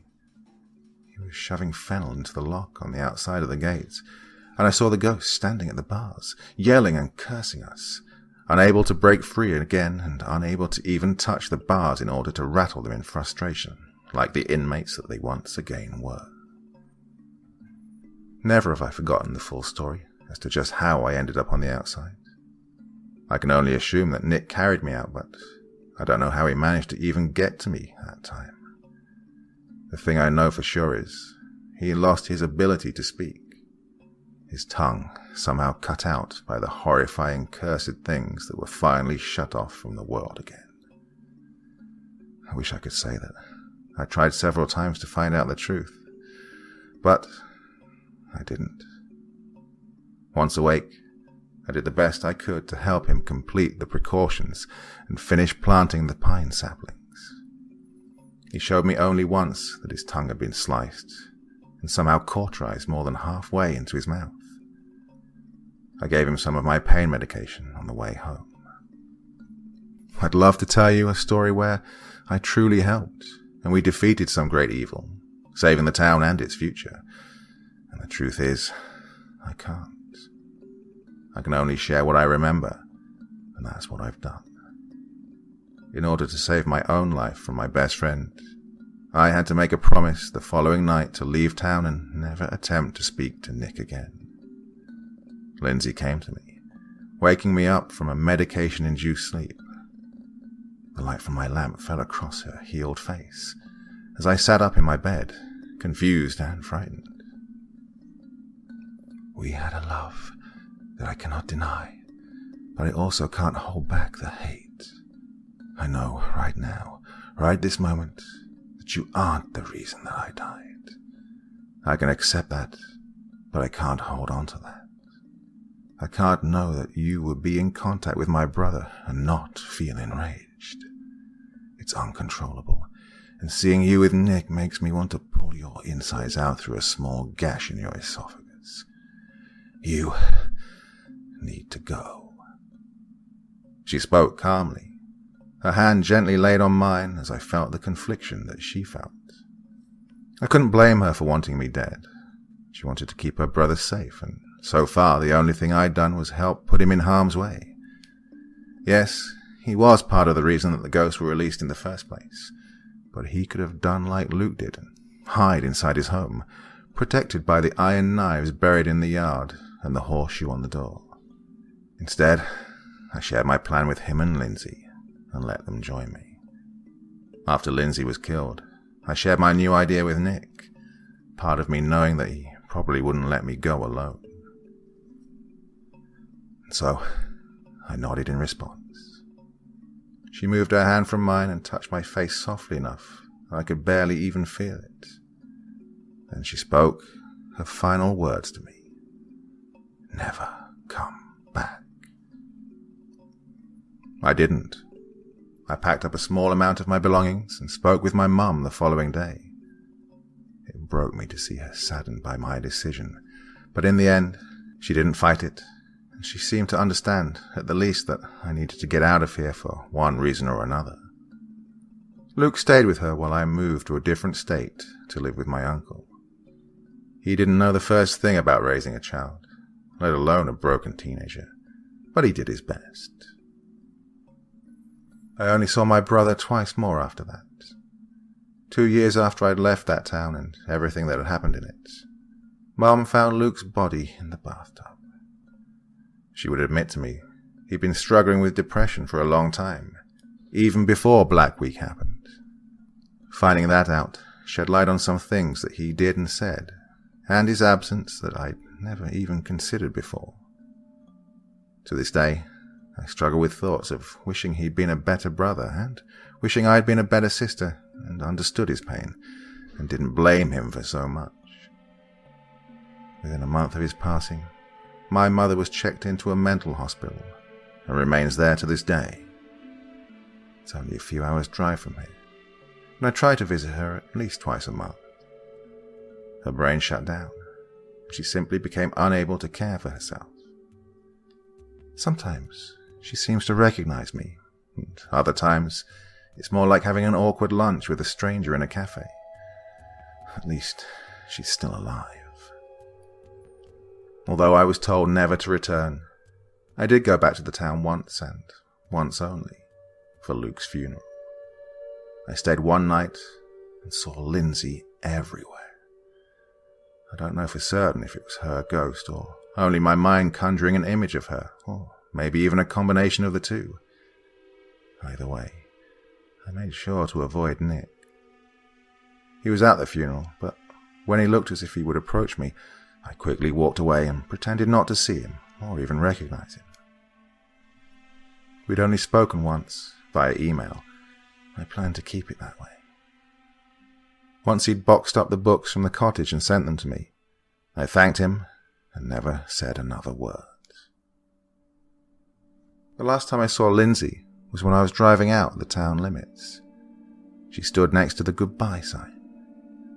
She looked the same as when she died, broken, bloody, and ghastly. Her head nodded to me once, and I glanced in the rearview mirror several times until she and the sign were no longer in sight. And my heart broke all over again.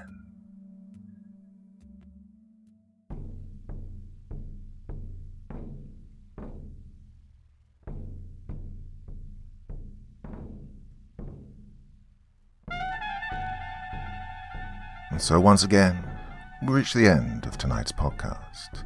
My thanks as always to the authors of those wonderful stories, and to you for taking the time to listen. Now, I'd ask one small favor of you. Wherever you get your podcast from, please write a few nice words and leave a 5-star review, as it really helps the podcast. That's it for this week, but I'll be back again same time, same place, and I do so hope you'll join me once more. Until next time, sweet dreams and bye-bye.